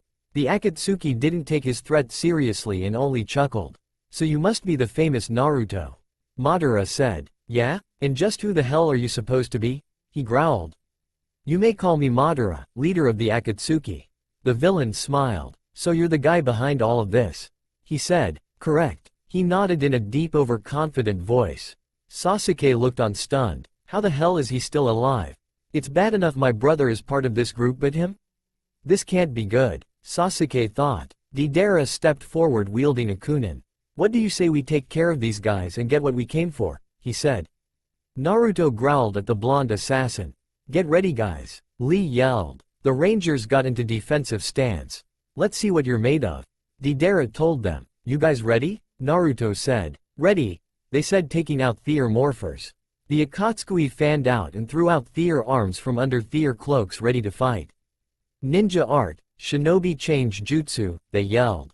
The leaf ninjas activated their morphers and were bathed in beams of light that went from their feet up to their shoulders as their helmets materialized. Needless to say, several of the Akatsuki members were stunned. Especially Deidara and Kisame. I'll be damned, they really are rangers. Deidara said. This should be interesting. Kisame smirked. Hiya! The rangers yelled, standing between them and the hidden star village. The rangers' weapons appeared in bursts of light.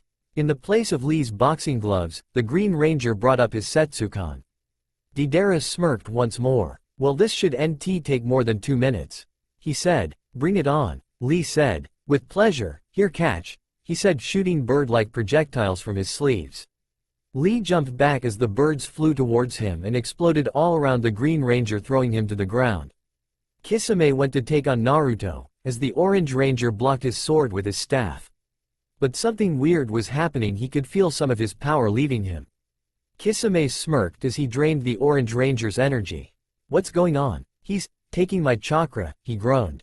Sasuke leapt through the air as he took on his brother and unleashed a hellish blast from his flame gun at Itachi. The Rouge Uchiha dodged the attack and used his Sharingan to track his brother's movement. While Sasuke was airborne, Itachi went up to meet him and drew his sword. The Blue Ranger had no choice but to use his flame gun as a shield as he went up against his older brother. At the same time, Sasuke was using his Sharingan to anticipate his movements. The two ninjas hovered in the air before Itachi used the more powerful Mangekyo Sharingan to throw him off. Avoiding the enviro manipulation jutsu, Sasuke jumped back and shielded his eyes so as not to fall for the genjutsu. Once he was back on the ground, his brother soon followed and the sword blaster battle continued.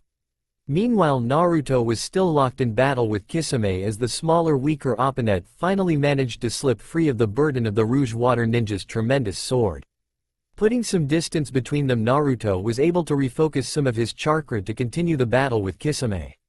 With the rest of the team occupied, Sakura was left to face the double threat of Sasori and Madara. The Pink Ranger took a few steps back as the two Akatsuki members walked towards her. Stay back, she yelled and whipped her tiger tail ribbon at them.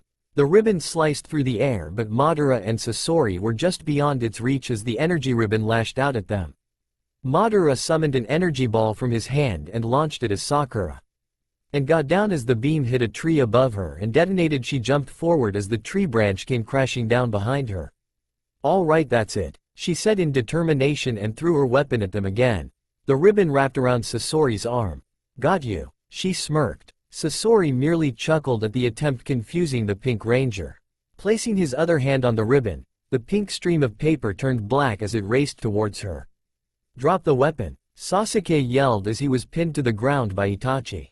As it fell from her hand, the weapon turned completely black and was covered in a green and black acid. Too stunned by what she said, Sakura was blindsided with a punch to the face by Madara and was knocked to the ground after bouncing a couple feet.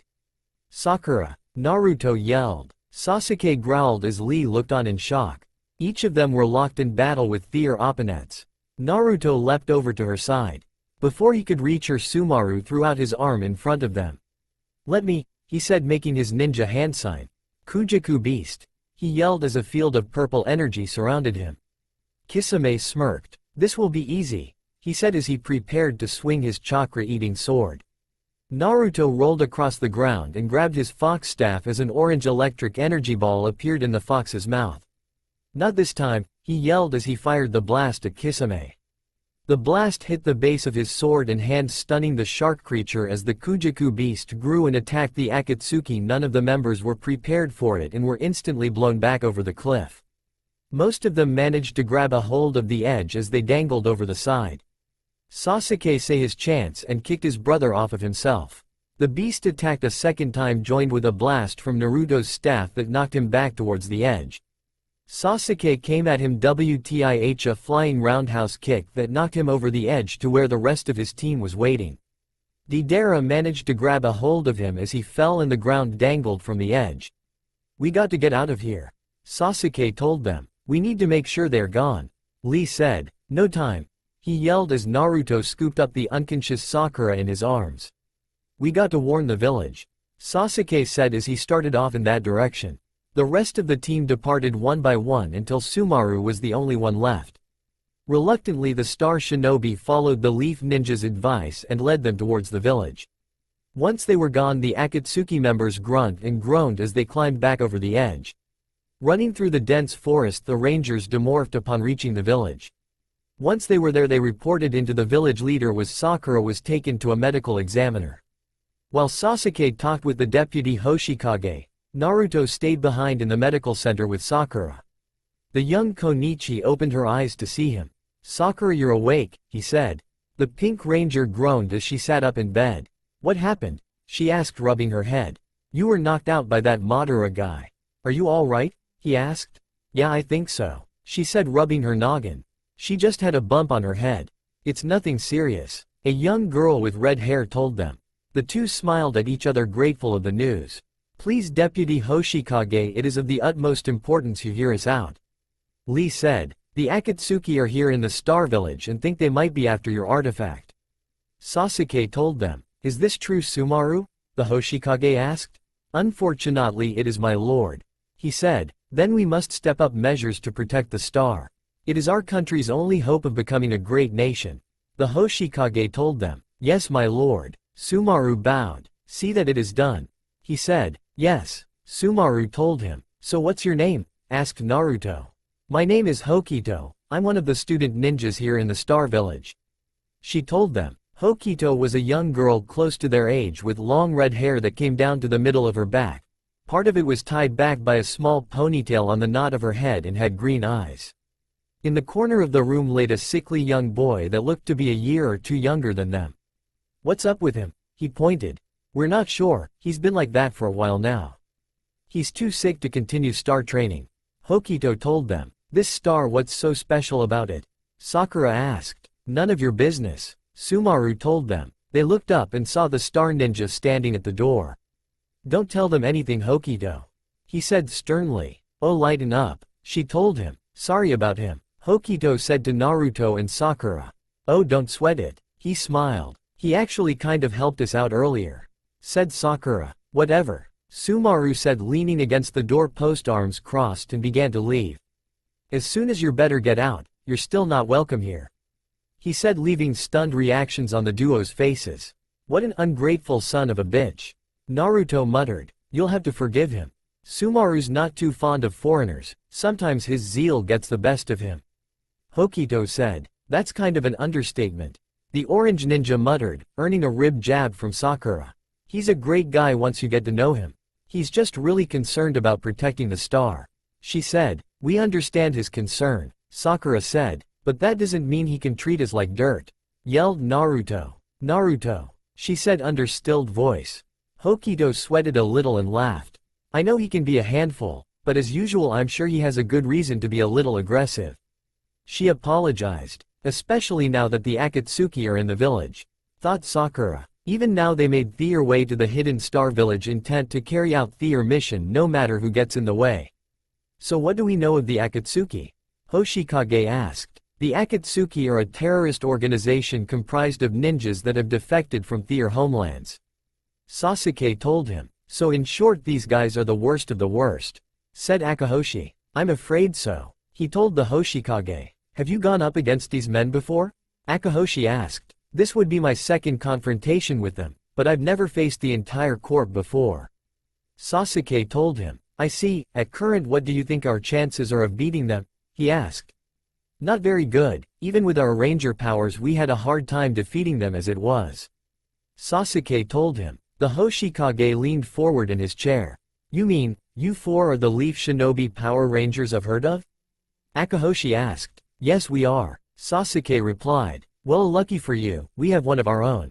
He smirked. We're well aware of that, the Hokage informed us before coming here. We were hoping that we might be able to work together to keep the Akatsuki from acquiring the sacred star. Sasuke Intis added. Well unfortunately our ranger's not too fond of foreigners, we'll see if we can work something out. The Hoshikage told Sasuke. Hey Sumaru. Naruto yelled as he ran through the wood. The star ninja looked back and saw him coming up the hill. You mind if we talk a minute? He asked. What do you want? He said annoyed. I just wanted to talk for a minute dude. So what was that cool power was yours? I've never seen a ninjutsu like that. The orange ninja asked. The star ninja scoffed and turned facing the cliff. It's called Kujaku, it's an art that was developed here in Star Village several decades ago. He told him. And I bet that power is derived from the star. Naruto said. The star ninja smirked. You're not as dumb as you look. Yeah, it's formed through years of extensive training. He told him. What makes it so special? He asked. Can't tell you. He said. Why not? He asked. Your village have its secrets, we have ours. Sumaru told him. Well I guess that's true. So then what's your story? He asked. My parents were Star Village Junin who gave their lives protecting the star from outside forces. So that's why he's so hostile. He thought. My parents were some of the best ninjas around and I strive to be just like them. And become the next Hoshikage. He said overlooking the cliff. The orange ninja closed his eyes and nodded. I know where you're coming from. It'll be an honor working with you. Huh? Because I plan on being the next Hokage. He smiled. Sumaru smiled and chuckled and bumped fists. A large explosion erupted in the village catching the two of them off guard. The blast was so great it shook the ground they stood on, nearly knocking them off the cliff. Let's go, Naruto said as they took off. Back in the town the Akatsuki opened fire on the Star Village. As children fled and the area ninja raced to confront them, among the ranks were Lee, Sakura and Sasuke. As Naruto and Sumaru raced through the woods they were soon confronted by Kisame Hoshigaki. The fishman smiled at the two ninjas as he stepped out behind a tree to confront them. Hey guys, he said. It's you, yelled Naruto. Got that right, who's ready to play? He said grabbing his sword behind him. The Orange Ranger drew out his morpher. You picked the wrong guy to mess with. Ninja art, shinobi change jutsu, he yelled. The shuriken on the morpher spun glowing bright orange and unleashed the fox spirit and quickly swirled around his body, taking him into the air, morphing him into the Orange Ranger. Naruto drew his fox staff and went after him. Back in town the three-leaf shinobi raced to intercept the oncoming threat as the Akatsuki laid siege to the hidden star village. Destroy them all, ordered Madara. With pleasure, smirked Deidara. You guys ready? Sasuke asked. Oh yeah, said Sakura. Bring it, added Lee. Sasuke took out his morpher and lead the team in their chant. Ninja art, shinobi change jutsu, they yelled. The three of them morphed into Power Rangers and called on their weapons as they went to take on the Akatsuki.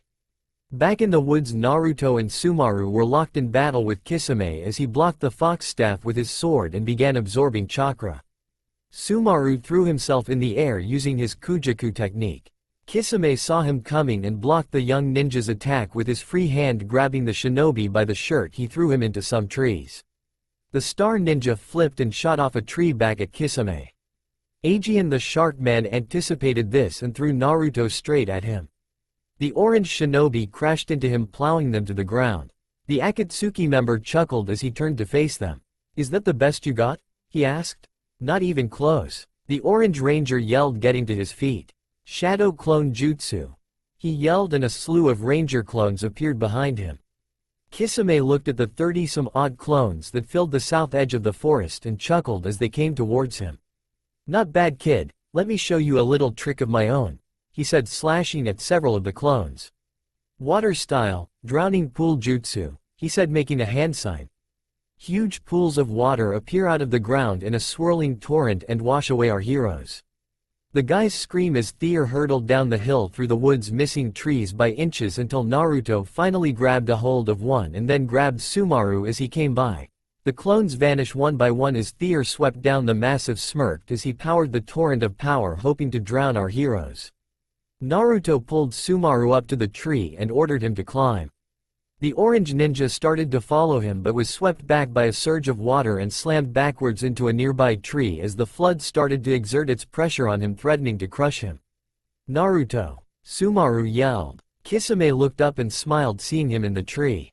"There you are," he said, making another hand sign, and forced the water upward, knocking him from the tree, and was swept down the mountainside. "Sumaru!" the orange ranger yelled as he watched him slip away. The orange ninja growled as his whisker marks under his helmet turned into black stripes and his eyes changed from blue to red. Naruto let out a savage yell as fought back. With his fangs and claws present, Naruto summoned his energy and split the torrent that was washing over him in half. Kisame looked on in shock as the rift grew in size and made its way out to him. Once free, Naruto propelled himself from the tree and flew towards Kisame at breakneck speed and punched the assassin in the face, knocking him in the water. The flood waters succeeded as he let loose a barrage of punches on Kisame's face, driving him back with each hit. And did a sweeping kick, knocking him on his back in the shallow water, and made a sledgehammer with his hands and slammed Kisame's chest, driving him under, setting off a watery explosion. Sumaru washed out of the edge of the forest on his stomach into a clearing. The star ninja coughed as he tried to get up. Naruto growled like a wild fox as he held Kisame's unconscious body in his claws and looked off in the distance. "Sumaru!" he growled, dropping Kisame, and went to check on his friend. Naruto reverted to normal when he reached the clearing, where he lay and knelt down beside him. "Are you okay?" "A little waterlogged, but I'll survive," he said, getting up. "Come on," Naruto said, helping him up. Back in town, the others held their own against the Akatsuki. Sasuke was slashed across the chest by his brother Itachi and hit the ground, while Sakura held her ground against Madara. Since damaging her tiger tail weapon, Sakura replied on a more sturdy weapon. "Tiger claws," she yelled as she thrust her weapon at Madara's chest. The tiger claws were gauntlets with 3 blades that slipped over the top of her hand with a handlebar in between. The Pink Ranger threw a couple of well-placed jabs at the leader of the Akatsuki. Madara dodged them and stabbed her in the stomach with a sword. The Pink Ranger staggered back as Madara wielded his blade upside down over his right shoulder and lunged at her. Sakura held her ground against the eldest Uchiha as he pushed towards her. Sakura blocked the attack with her claws. The blade wedged in between and struggled to maintain control. He freed it and slashed her across the stomach, knocking her to the ground. But Sakura wasn't out of it yet, knocking him off his feet with a well-placed kick to the thigh. Madara stabbed at the ground, missing her hand at the last second as she tumbled back to her feet. Meanwhile, Lee was taking on Deidara and Sasori by himself. The Green Ranger flipped through the air as the Rock Ninja hurled his bird grenades at him. Lee came at him with his arms stretched out and knocked the 2 assassins back with his broad arm strike. Deidara drew a sword and swiped at Lee's chest, but the Green Ranger jumped back and did a roundhouse kick, knocking it away before punching him in the chest and sent Deidara flying. Next, he had to take on the gigantic Sasori. Lee pummeled the man's chest with his boxing gloves but seemed to do little damage as Sasori grabbed his head and threw him on his back. The Green Ranger landed with a thud as the massive thug came at him. Lee flipped backwards, getting to his feet as Sasori sent a wooden puppet his way. Lee jumped in the air to retaliate. Leaf Hurricane. The Green Ranger kicked the puppet in the side of the head, knocking it into some trees as Sasori went on the offensive. The assassin drew a poison-tipped sword and swung his weapon at Lee. The Green Shinobi jumped back into the side as the assassin's blade pierced the tree, instantly withering it. Unreal, he yelled as Sasori came at him again. Lee did a backflip with his gloves, avoiding the blade, and countered with a backhand to the face. The assassin didn't show any injury and glared at the young ninja. "Oh boy," Lee said as the ninja went to grab him and threw him into a tree. Lee slammed into the tree trunk with his back and side nearly upside and hit the ground. The Green Shinobi struggled to get up as Sasori used one of his techniques. "Ninja art, deadly mist," he said as a cloud of red smoke slithered across the ground. "Gorilla Quake," he yelled and punched the ground with his glove, launching a shockwave that sent Lee into the air. The Akatsuki member looked up as he saw Lee spiraling towards him. The Green Ranger let him have it with a thunderous barrel roll of punches to the face and body. Sasori blocked them as best he could as Lee spun sideways to the ground, leaving him wide open for another attack. "Leaf Power Punch," he yelled and unleashed a flurry of emerald-lit power punches to the assassin's stomach. The Green Ranger flipped and kicked his opponent's jaw with devastating fury as he staggered back. Lee landed a considerable distance away and readied his next attack. Using the Gorilla Quake once again, he pounded the earth with both gloves, causing it to crumble, and sent a large rift towards Sasori that quickly swallowed the assassin up to his waist.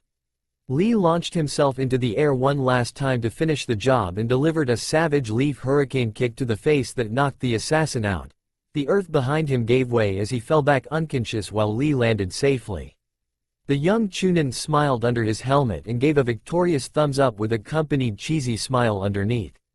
Both sides looked up in shock, having felled a massive monstrosity. "You got to be kidding me," Madara said. "All right, Lee," Sakura yelled. "That bastard." Deidara growled, laying in the brush after being sidelined by him. "You'll pay for that," he roared as he went after the Green Ranger. Meanwhile, Sasuke was having problems of his own against his brother. The Blue Ranger held his chest as he retreated back. "Tsunade, I need a weapon, my blaster's not cutting it," he said. Back at her office, the Hokage was watching the battle from her laptop computer. "Don't worry, I have just the thing, sending Dragon Saber and Dragon Shield," she said, typing in the commands. A second later, Sasuke's chest glowed light blue as a silver shield with the Uchiha family symbol in the middle and a pair of small gold dragon heads with blue beads in their mouth above the sterling shoulder pads. In his hand appeared a short sword with a dragon's head on the hilt and a slender blade. The Blue Ranger raised his weapon and raced towards his brother. Their blades clashed as Itachi landed a few savage blows on Sasuke's chest but did no damage as the Blue Ranger pressed on against his brother for a while. He was on level ground with his elder brother as their swords flashed back and forth. Itachi lashed out at Sasuke's leg as he flipped out of range as Itachi summoned an energy ball in his hand and launched it at Sasuke. The Blue Ranger spun through the air, avoiding the blast. Itachi looked up as he hovered over him. The Dragon Saber powered up as descended upon him. Itachi got out of the way as Sasuke came at him with an energy sweep, striking the earth. As soon as he turned around, he was kicked in the chest by Itachi and sent into a tree.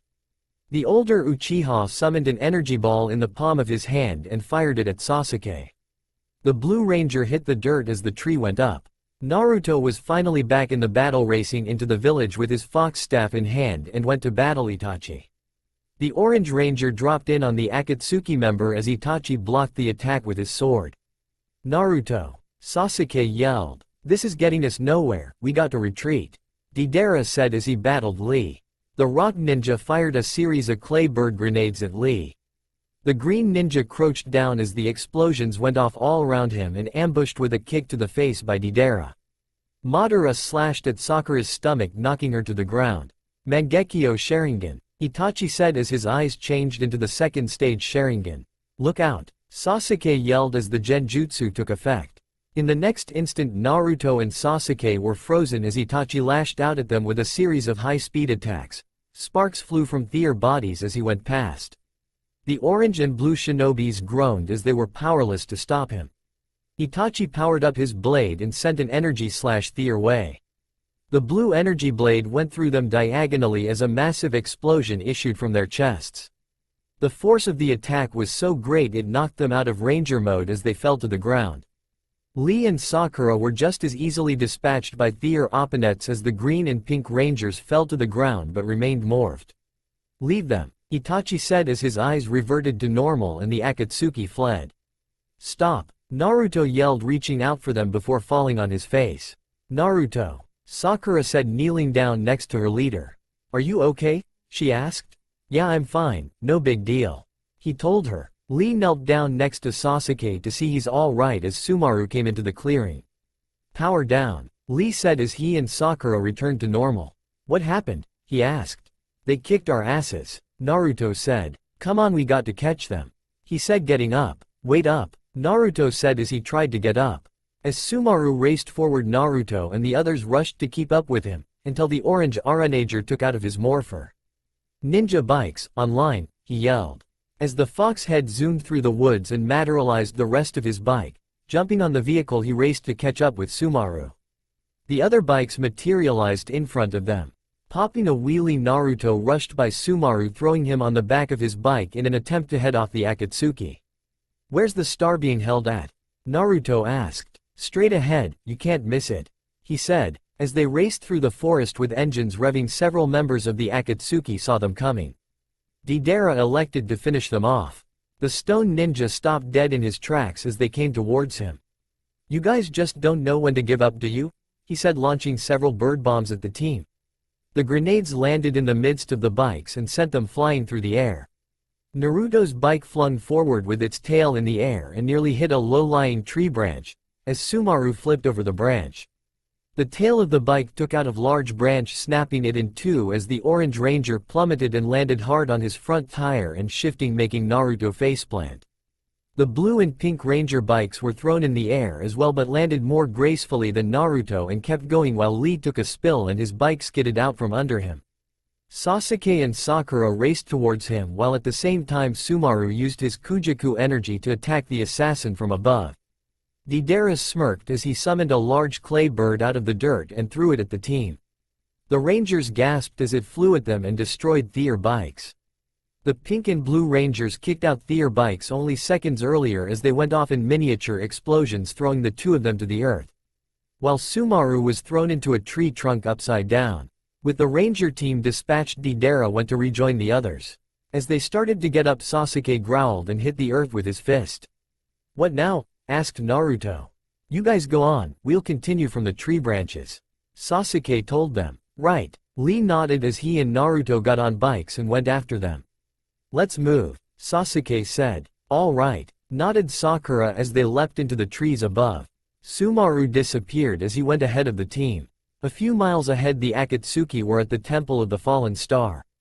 Pouring on the gas, Lee and Naruto raced through the village to intercept them. On the way across, they saw the trail of devastation the Akatsuki left behind. Scores of men lay on the ground.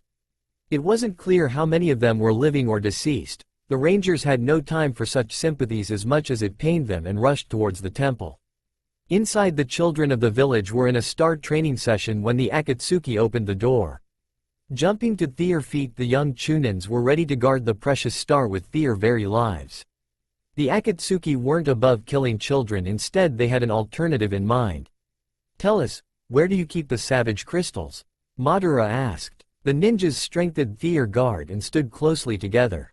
"We're not telling you anything," said a 12-year-old boy. Itachi stepped forward. "We're not going to ask again. Where do you keep the savage crystals?" he asked, more determined. "We're star shinobi, and we're not about to betray our village to the likes of you," Hokito told him. Just as Itachi was about to respond, Sumaru appeared in front of the ninja and delivered a powerful uppercut, only to be blocked by Itachi and knocked the star ninja back with a swift strike to the ribs. Sumaru skidded back on his feet and was about to initiate his Kujaku technique in front of them. "I wouldn't do that if I were you. If you unleash that power this close to the star, we'll all be destroyed, and I don't think you want to sacrifice your little classmates," Madara said coolly. The star ninja stood frozen, gritting his teeth as he scanned his friends' faces. Hokito stepped forward and placed her hand on his shoulder. A ninja is willing to sacrifice anything, in service to their nation. She proclaimed. Hokito, he thought. Right, well, in any case, Master Sasori, if you would. Deidara said as the sand ninja stepped forth and conjured up a sleeping mist that quickly enveloped the star shinobi. Now for this, ninja art, mental probing. Itachi said as he used a variant of his Sharingan. Probing the minds of the young ninjas, he uncovered the location of the crystals. Got it, he said. All right then, let's move. Kisame told them. Lee and Naruto arrived at the sanctuary a while later and raced inside. Oh man, what happened? Are any of them alive? Naruto asked, holding up Hokito. Yes, they are. Their breathing is very shallow, but they are alive. Lee said. They must have used some kind of genjutsu on them. But the star's still here. Then what were they after? The Orange Ranger asked. I do not know. The star is supposed to be the most important thing in this village, but they do not take it. This is very strange, pondered Lee. Sasuke and Sakura appeared at the shrine a moment later and made their way inside. What happened? He asked.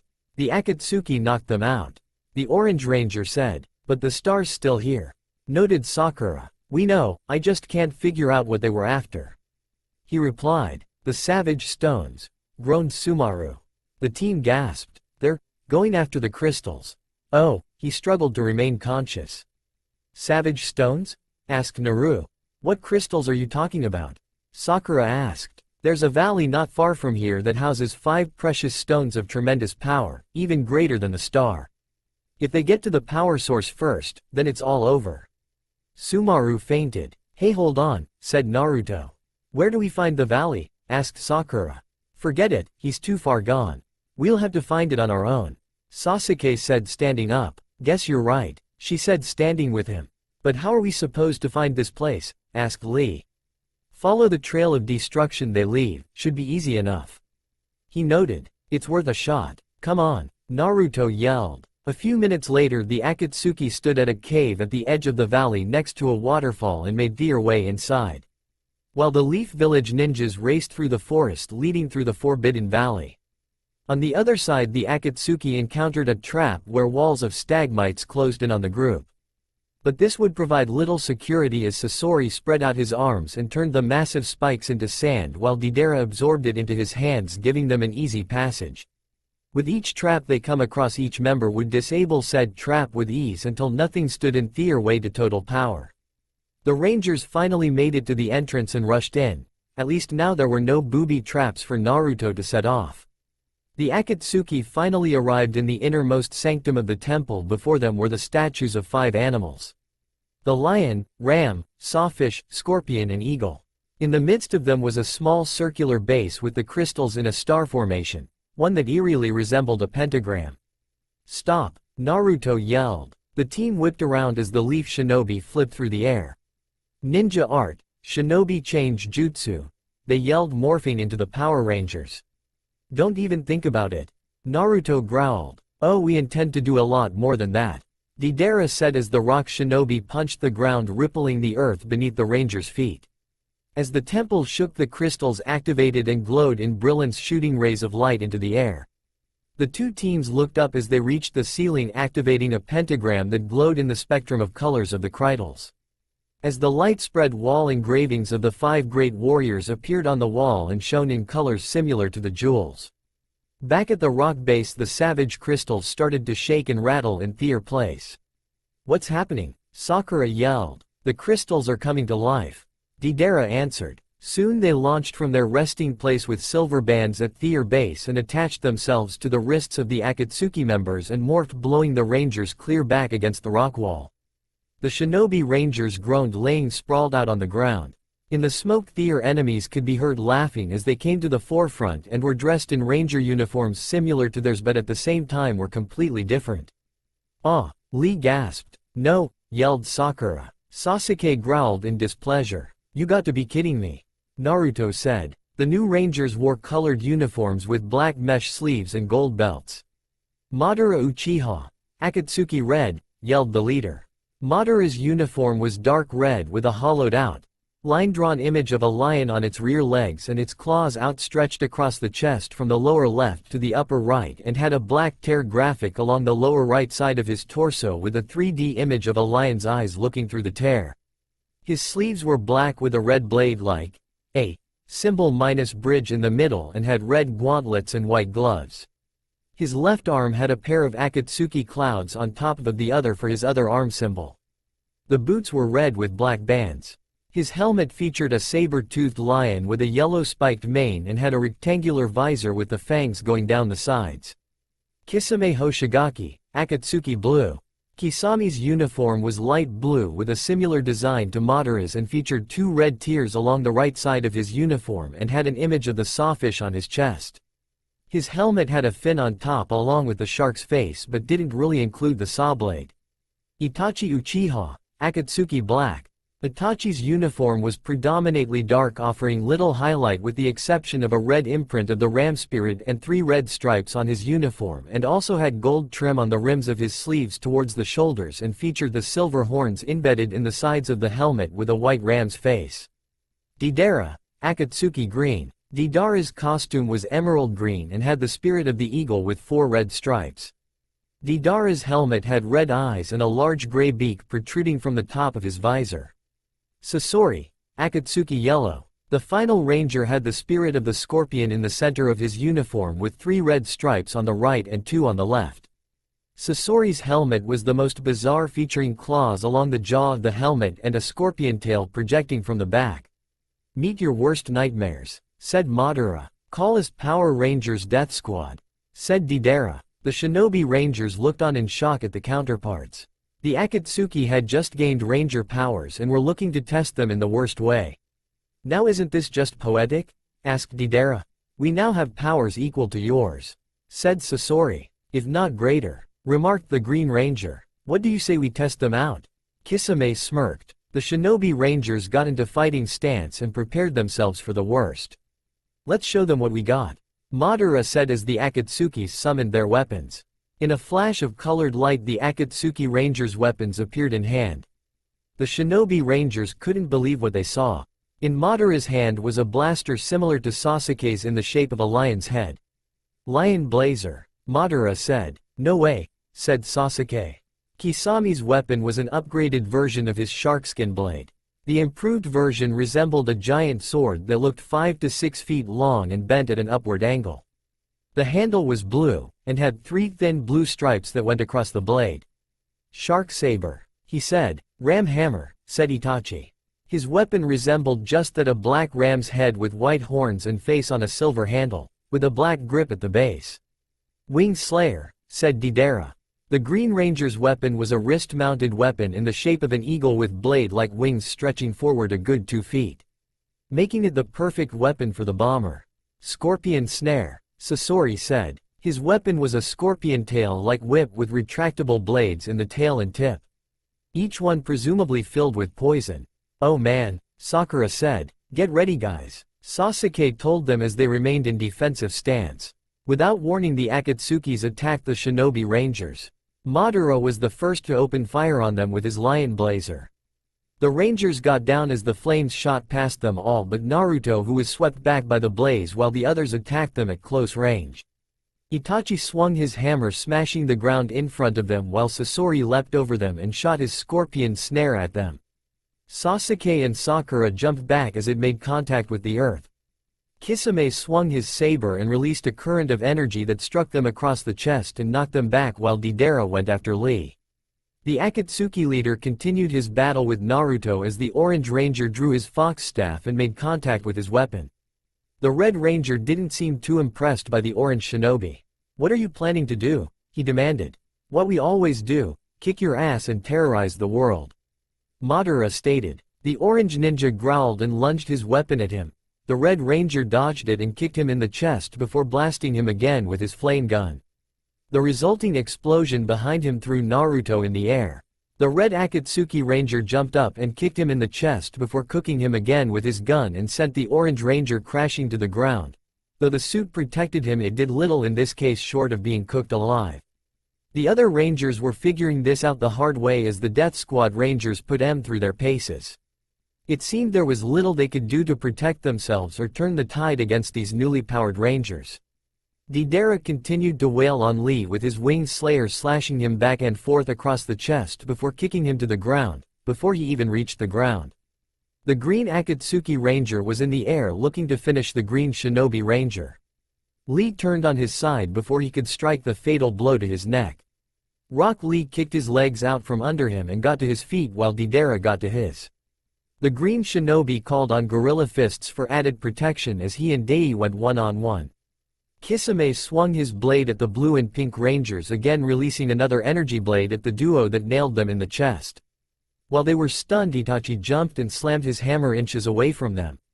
The tremor launched them into the air as Sasori fired beams from his scorpion snare that electrocuted the two in midair with Sasori as the base.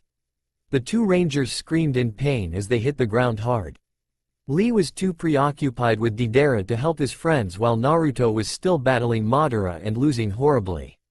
A few miles out of the way, Sumaru rushed through the woods to help his friends, praying that he wasn't too late. Kicking it into high gear, he leapt into the trees and flew across the branches.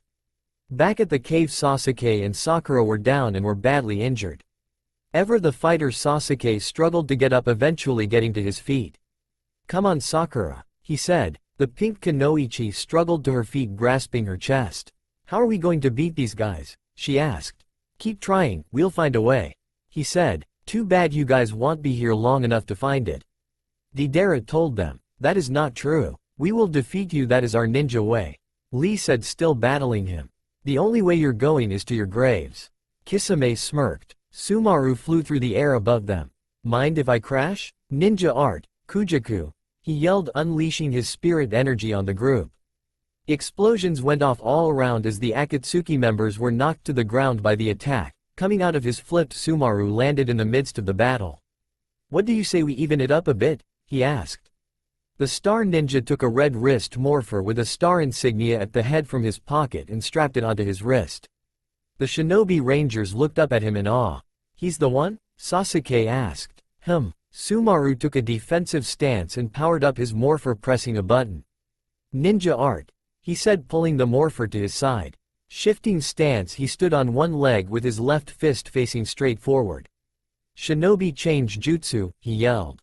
Pressing on the star button, the insignia started to spin as rays of light emitted from it. In the next instant, Sumaru was standing on a cliff. The star shinobi yelled and ran leaping off the mountain, pointing his star morpher forward. A beam of light shined from the center of it and took on an animal form before consuming him in a flurry of flames, revealing a crimson uniform underneath. The newest ranger flipped forward, landing on the earth below. Another stream of fire raced past and circled around his face and shoulders, creating his ranger helmet as the visor flipped shut. The rangers were awestruck by what they'd seen. Sumaru's uniform was crimson with black leggings and red stripes going down the sides. With gold triangular shoulder pads, gold mesh for the sleeves, a red star symbol on the left bicep. Crimson gloves with gold gauntlets, gold belt with a red star symbol, crimson boots with gold leg bands, and a crimson helmet that resembled a bird's head with a gold beak sticking above the triangle-shaped visor. And a black and gold griffin emblazoned on his chest. And had a sword mounted to his back. With the spirit of the griffin. "Shinobi strike, Zenith Ranger," he yelled as scarlet smoke fumed behind him, finishing off with a terrific explosion.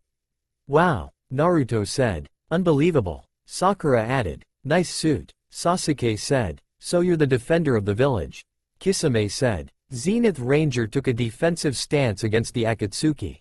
"Let's see how you do against me," he told them. "Sure, we were starting to get tired of those guys anyway," replied Kisame. The others laughed as the Lone Ranger stared them down. Kisame pointed his sword at the new ranger and the rest of the group rushed him. Sumaru reached back for his sword. "Zenith Saber, power up," he yelled, pulling a long, slender, two-edged sword from its sheath. It had a gold handle with a red star at the edge of the handle. Kisame swung his blade at the Crimson Ranger. Sumaru stepped on the blade and flipped back before facing off with the rest of the Akatsuki, locking blades with Deidara. The Green Ranger swung his blade. Zenith Ranger leaned back and slashed him vertically across the chest. The Green Ranger staggered back as Sasori quickly replaced him. The Yellow Ranger threw his full weight into the attack. Sumaru could barely hold him back as Itachi and Kisame came at him with a running strike across the sides, but sparks didn't fly. Sumaru kicked Itachi in the stomach and broke off the fight, with Sasori side-stepping and letting the giant fall. Kisame was his next opponent as the Shark Ranger wielded his massive sword against the smaller Zenith Saber. Sumaru managed to hold his own, but was pushed back by Kisame. The Blue Ranger swung his blade at him, but missed by inches. Itachi came up behind him and struck him with his hammer, knocking the Crimson Ranger to the ground. Finally Madara entered the fray, shooting his Lion Blazer at him. Zenith Ranger spun on his back, avoiding the flames getting to his feet. Deidara re-entered the fight and got him across the chest with his Winged Slayer and tumbled to the ground. "Let's get in there," Sasuke told the team. It didn't take much persuasion for them to re-enter the fight. The 4 Rangers jumped over Sumaru and each took on an Akatsuki Ranger by themselves. "Come on man," yelled Naruto. "Right," Sumaru said, getting to his feet. Naruto continued his fight with Madara while Sasuke battled Itachi. Sakura fought Sasori as best she could while Lee fought Kisame, leaving Sumaru to battle Deidara. The Green and Crimson Rangers locked blades once again as they stared each other down through their visors. "You may be new to the crew, but as far as I can tell, you're just the same old crap," Deidara spat. "I could say the same thing about you, pal," Sumaru replied. In anger he freed his weapon from Sumaru's as the 2 Rangers threw a couple kicks at each other and slashed one another simultaneously across the chest. The 2 staggered around trying to regain their footing from the vicious attack. Naruto and Madara were still at it, block each other's attacks with their respective weapons. Madara grabbed the Orange Ranger's weapon and twisted about till they were standing back to back. Naruto dropped to the ground and flipped the Red Ranger using his foot. Madara landed flat on his back as Naruto got back up. Madara shot his flame gun at Naruto. The Orange Ranger jumped in the air and fired his fox staff at him. The energy blasts went off all around him as Madara tumbled away from them. As he came down, Naruto struck the Akatsuki leader across the chest with his staff, releasing a trail of sparks as he landed. Sakura wrapped her tiger tail ribbon around Sasori's arm and weapon as she tangled him up in her snare. "You really think that'll work?" he asked as he threw her over his shoulder. Sakura landed with a thud as he ripped the paper ribbon apart, freeing himself from her grasp. "Let me show you what a real weapon does," he said, firing his and sent her flying into the air. "You're pathetic," he stymied. Sakura made a fast recovery and jumped in the air in front of him. "What?" he yelled. Sakura powered up her tiger claws and slashed the Akatsuki Ranger across the side as pink energy blades tore into him. The Yellow Ranger groaned as he struggled to remain up. "I'm not finished with you," she said, powering up her weapon a second time as her tiger seal appeared behind him, letting loose a series of energy strikes against him. Sasori fell to his knees defeated as explosions went off around him. The Pink Ranger lowered her weapons in success. Deidara looked over at his comrade in disbelief. "Sasori!" he yelled, kicking Sumaru in the chest and fired a laser from the eagle's mouth at Sakura. The Pink Ranger ducked as the beams struck everything around her. The Green Ranger appeared in front of her instantaneously and slashed her across the stomach with his blade. The Pink Ranger tumbled back as he walked over toward her. Sumaru leapt in the air to save her. "Sakura!" he yelled, slicing Deidara with a powered-up blade. The Green Ranger groaned, sparks flew, his legs gave out from under him.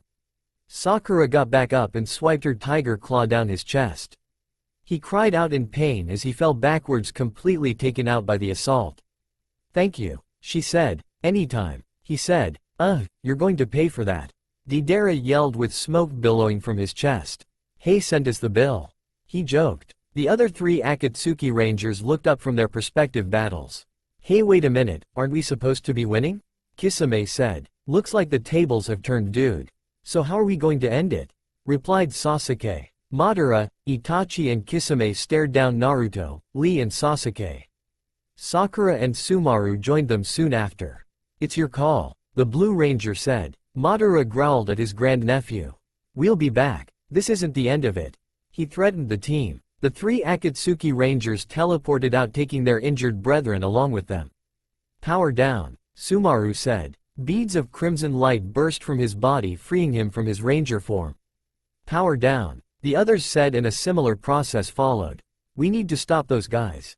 He said. Stop them where? We kicked their butts. Naruto told him. That's not what he means. Sasuke said. What exactly are they after? Asked Sakura. They're rangers. What do you think they'd go after? The star ninja asked. The Zords, she said. Exactly. He nodded. But where would they keep them? The orange ninja asked as they took off.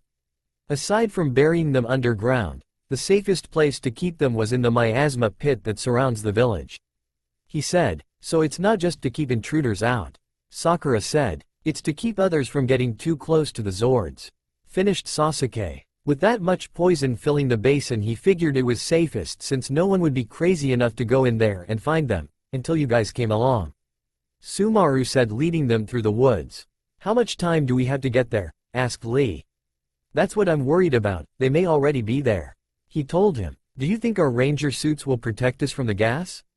Sakura asked. Only one way to find out. Lady Tsunade, do you read me? Asked Naruto. I'm way ahead of you guys. Unfortunately, your ranger suits weren't designed to protect you for prolonged periods of time. At best, I figure you probably have about 15 minutes. I'm modifying your helmets to provide an adequate air supply, she said, typing through schematics on her computer. And what about Sumaru? Sakura asked. I'll be fine, I've lived here my entire life. Now that they have the morphers, the Akatsuki will be able to access their Zords a lot easier. So you're saying our suits are defective? Naruto asked. The Hokage scoffed. A little animated blood vessel appeared on her temple. The suits were created before any of you came along. I doubt they counted on anyone having to jump into a pit of death. Despite that, my little Nimrod, the suits should protect you from just about anything thrown at you.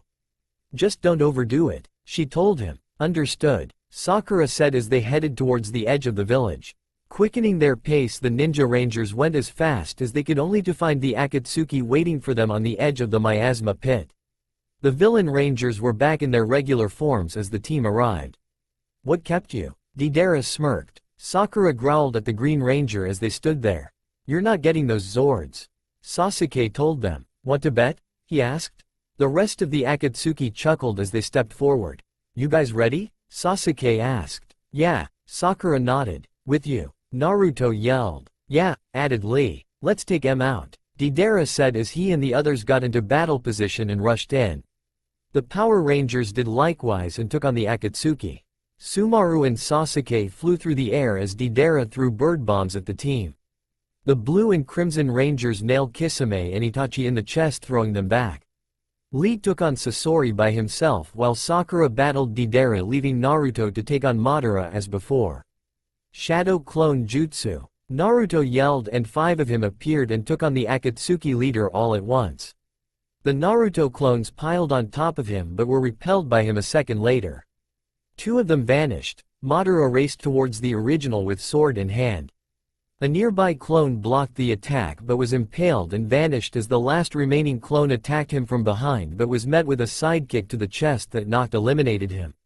Still on the ground, Naruto took out his morpher but was disarmed by a shuriken scratching his wrist. The morpher landed a short distance away. In a split second, the Akatsuki leader had an energy ball right in Naruto's face and was only half an inch away. The orange ninja grit his teeth in horror as the Akatsuki leader smiled at him. Naruto, yelled Sakura. Time to die, kid, he said before opening fire. The ninja rangers looked up in shock as he was blown back by the attack and into a rock wall, and hit with a sickening force before collapsing face first to the ground. No, Sasuke yelled, hitting his brother in the face, and raced over to protect him. Madara turned his focus and hit him in the chest with an energy blast. You've been a thorn in my side for quite some time, kid, he said, turning to face Naruto. As Naruto lay motionless on the ground, a faint pulse coursed through his body. Madara saw him twitch. The Rouge Ninja smirked, knowing that the boy's time on Earth was drawing near, and casually made his way towards him with his katana in hand. Time to eliminate my troubles at the source, he said, standing over him. Another pulse raced through him, his eyes snapped open, as Madara was ready to make the killing blow and grab the man's ankle. He quirked an eyebrow and could see raw energy circulating around the kid's body. As he rose to his feet, a jolt of energy sent him flying into a rock wall, smashing the capstone. The two teens were stunned by what they saw as Naruto stood straight and tall. It was clear the fox spirit had taken over, unleashing the orange ninja's primal side. What in the world? Sasuke asked. Naruto? Sakura asked. What's up with him? Asked Sumaru. Naruto growled and lunged at Kisame baring his fangs. The swordsman punched him in the face. Naruto recovered down on all fours. Why is he acting like that? Sumaru asked. I don't know, said Sakura. Naruto growled as he reared up on the balls of his feet and began forming the Rasengan in his hand without the use of clones. Even the Akatsuki were alarmed by this sudden change in character. Get down, Sasuke yelled. Rasengan. Naruto yelled and raced towards the Akatsuki. Before the devastating blow could be struck, Sasori blocked him and grabbed the demon boy by the wrist. He struggled against the red head. Sasori flung him across and forced him to eject the Rasengan, which blew apart the cliff on the other side of the rift and sent a cataclysm down into the murky depths of the pool of death. Sasori punched him in the face as hard as he could and sent him toppling head over heels backwards into a rock wall, which seemingly knocked him out of his demon phase. His eyes returned to normal and the stripes on his cheeks regressed into simple lines. I've had enough of these guys. I say it's time we morph and get this over with. Kisame said. Couldn't agree with you more. Smiled Deidara. The shinobi rangers assumed a defensive stance. Ready? Said Madara. Ready, they replied sinisterly. Death Squad, Akatsuki change, they yelled, pointing their bracelets to the sky. The morphers fired beams of light into the sky. The heavens above turned dark and stormy as red clouds began to part, showing Madara in a martial arts pose. The Akatsuki leader yelled and thrust his right hand out to the side and sends out a large crack in the earth that glowed with the flames of the underworld seeping out. Forks of lightning streamed through the sky and struck the rift and exploded as a hellish lion spirit raced out of the depths towards Madara. As the earth continued to collapse around him, Madara stood his ground as the lion raced towards him. A large wall of fire shot up between them as the lion jumped through the flames. Lightning struck Madara, transforming him into the red Akatsuki Ranger. The single black stripe appeared on his right side and glowed with the lion's eyes peering out. The lion spirit's head roared above him as it came down and began his ranger helmet, the visor flipped shut. The Red Ranger struck a pose. A close-up of the Leaf Village headband appeared and a large gash went through it with the lion Zord in the background. The process began again with Kisame as the underworld glowed blue for him. Lightning struck the earth as a demonic sawfish arose from the depths and flew towards him. The ground continues to crumble and the lightning streaked across the sky. A wall of fire shot up between him and the sawfish as it dove through the flames, and lightning struck Kisame, morphing him into the Blue Death Squad Ranger. The two stripes on his right side glowed as the sawfish's head hovered above and growled, fusing with him to form his helmet. The visor flipped down in the next instant. Kisame struck a pose as a slash went through the hidden mist symbol and the sawfish hovered behind him. Itachi was next as he cast out his hand and the ram spirit arose from the depths. The ram made a noise as it galloped towards Itachi with black flames shooting out of the depths. The ram spirit jumped through the wall of fire as lightning struck, forging Itachi's Black Ranger uniform. 3 stripes on his right side glowed, as the ram's head appeared above his own and formed his ranger helmet. The visor flipped down and struck a pose with a gash going through the Leaf Village symbol and showed the ram spirit behind him. Deidara summoned his eagle spirit as it flew towards him. Green flames flanking the Akatsuki member as it dove through the flames and fused with him, forming his ranger uniform. 4 red stripes appeared on his right side and the eagle spirit forged his helmet with a gash going through the hidden Stone Village symbol and the eagle screeching behind him. Finally, Sasori was the last one to summon his animal spirit as it crawled towards him and combined with him, forming his ranger uniform. 3 stripes appeared on his right side and 2 on his left as his scorpion spirit came down, forming his ranger helmet, and a gash went through the hidden Sand Village symbol, completing his morph. The Death Squad Rangers lowered their arms. Their weapons appeared in bursts of light. "Show us what you got," said Itachi. Naruto rejoined the group at the front and took out his morpher.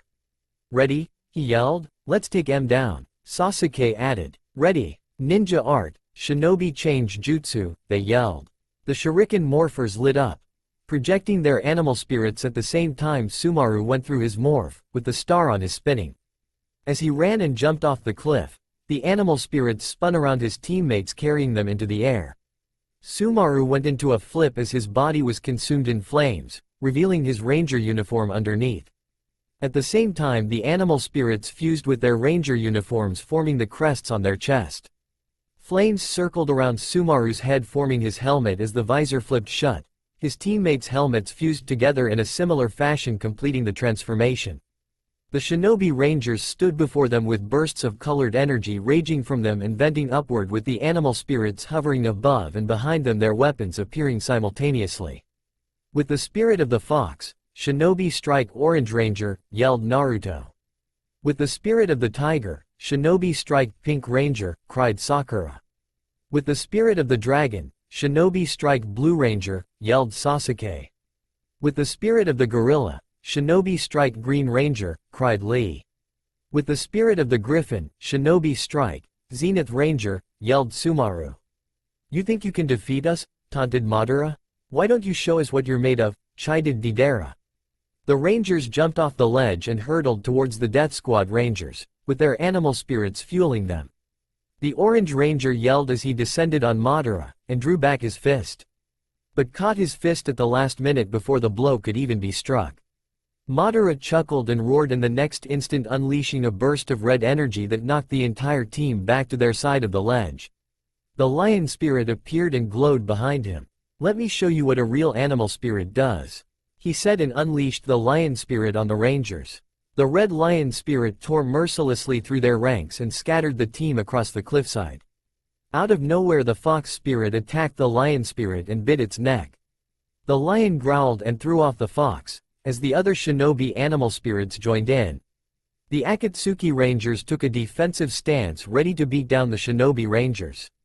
"Go," the leader nodded. The spirits of evil soon appeared and went after them, as their contemporaries went after their human targets. Sasuke took on Deidara, this time as the eagle and dragon spirits mix. Sakura took on her old foe Sasori as her tiger spirit appeared behind her, and the two lunged themselves at the Yellow Ranger. While Lee took on Kisame and Sumaru went after Itachi.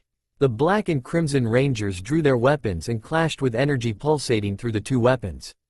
While the battle between Madara and Naruto continued, Naruto leapt across the rocks with his fox staff in hand and swung his weapon at the Red Ranger, who easily blocked it with his Lion Blazer.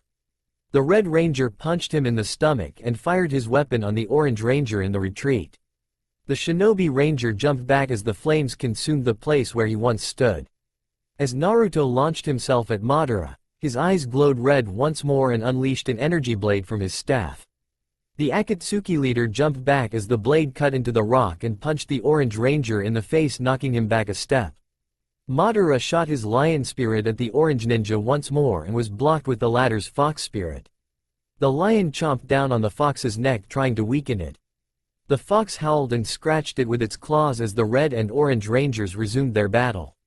Deidara pointed his winged slayer and opened fire on the team with a flurry of green laser blasts. Sasuke and Lee ducked for cover from the blasts. Deidara dropped in on Sasuke and slashed him across the stomach with his blade and produced an energy blast from his hand that sent Sasuke down the chasm.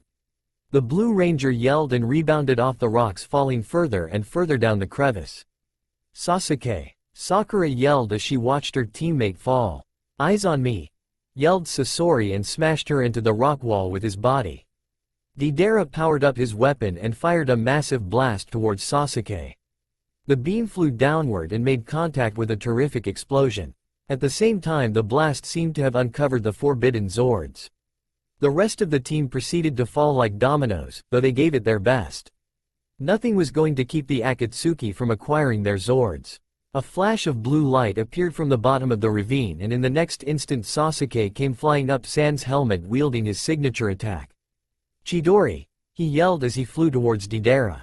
The Green Ranger had little time to react as Sasuke thrust his electrified hand at Deidara. The Green Ranger threw up his arms and dropped below Sasuke's reach as he flew upwards and slashed him across the chest with his blade. His face contorted as the blade sliced through him and fell backwards, with his Chidori losing power at an alarming rate. Deidara punched him as hard as he could as he fell and sent him back into the depths of the crevice. "Ha! Now to claim my Eagle Zord!" the Green Ranger said, and free fell to where the Zords laid. At the bottom of the chasm, Sasuke grabbed a hold of his helmet and put it back on amid the toxic gases. He was surprised he was still living at this point, though he was certain his health had been compromised by exposure to the gases. "Sasuke, are you all right?" Tsunade asked within his helmet. "I'm fine, I don't know how much gas I inhaled. I imagine it was quite a bit," he told her. "Well, be careful down there. I can't afford to lose any of you guys," the Hokage told him. "I think that's the least of our problems," he said as Deidara descended upon him. "Time to die, kid," he yelled. The Green Ranger swung his weapon at the Blue Shinobi Ranger. Sasuke tumbled out of the way as he went for his dragon flame gun. "Wait, you can't fire that in there. If you do, the whole thing will blow," the Hokage warned. "You got to be kidding me," he groaned. "I'm not," Deidara yelled and smashed his visor with the Wingslayer. The visor splintered, though it held he could no longer see through it. The Green Ranger cold-cocked him across the face and knocked him down. "Game over, kid," he said, pointing his blaster at Sasuke. The Blue Ranger squeezed his fist as he tried to get up.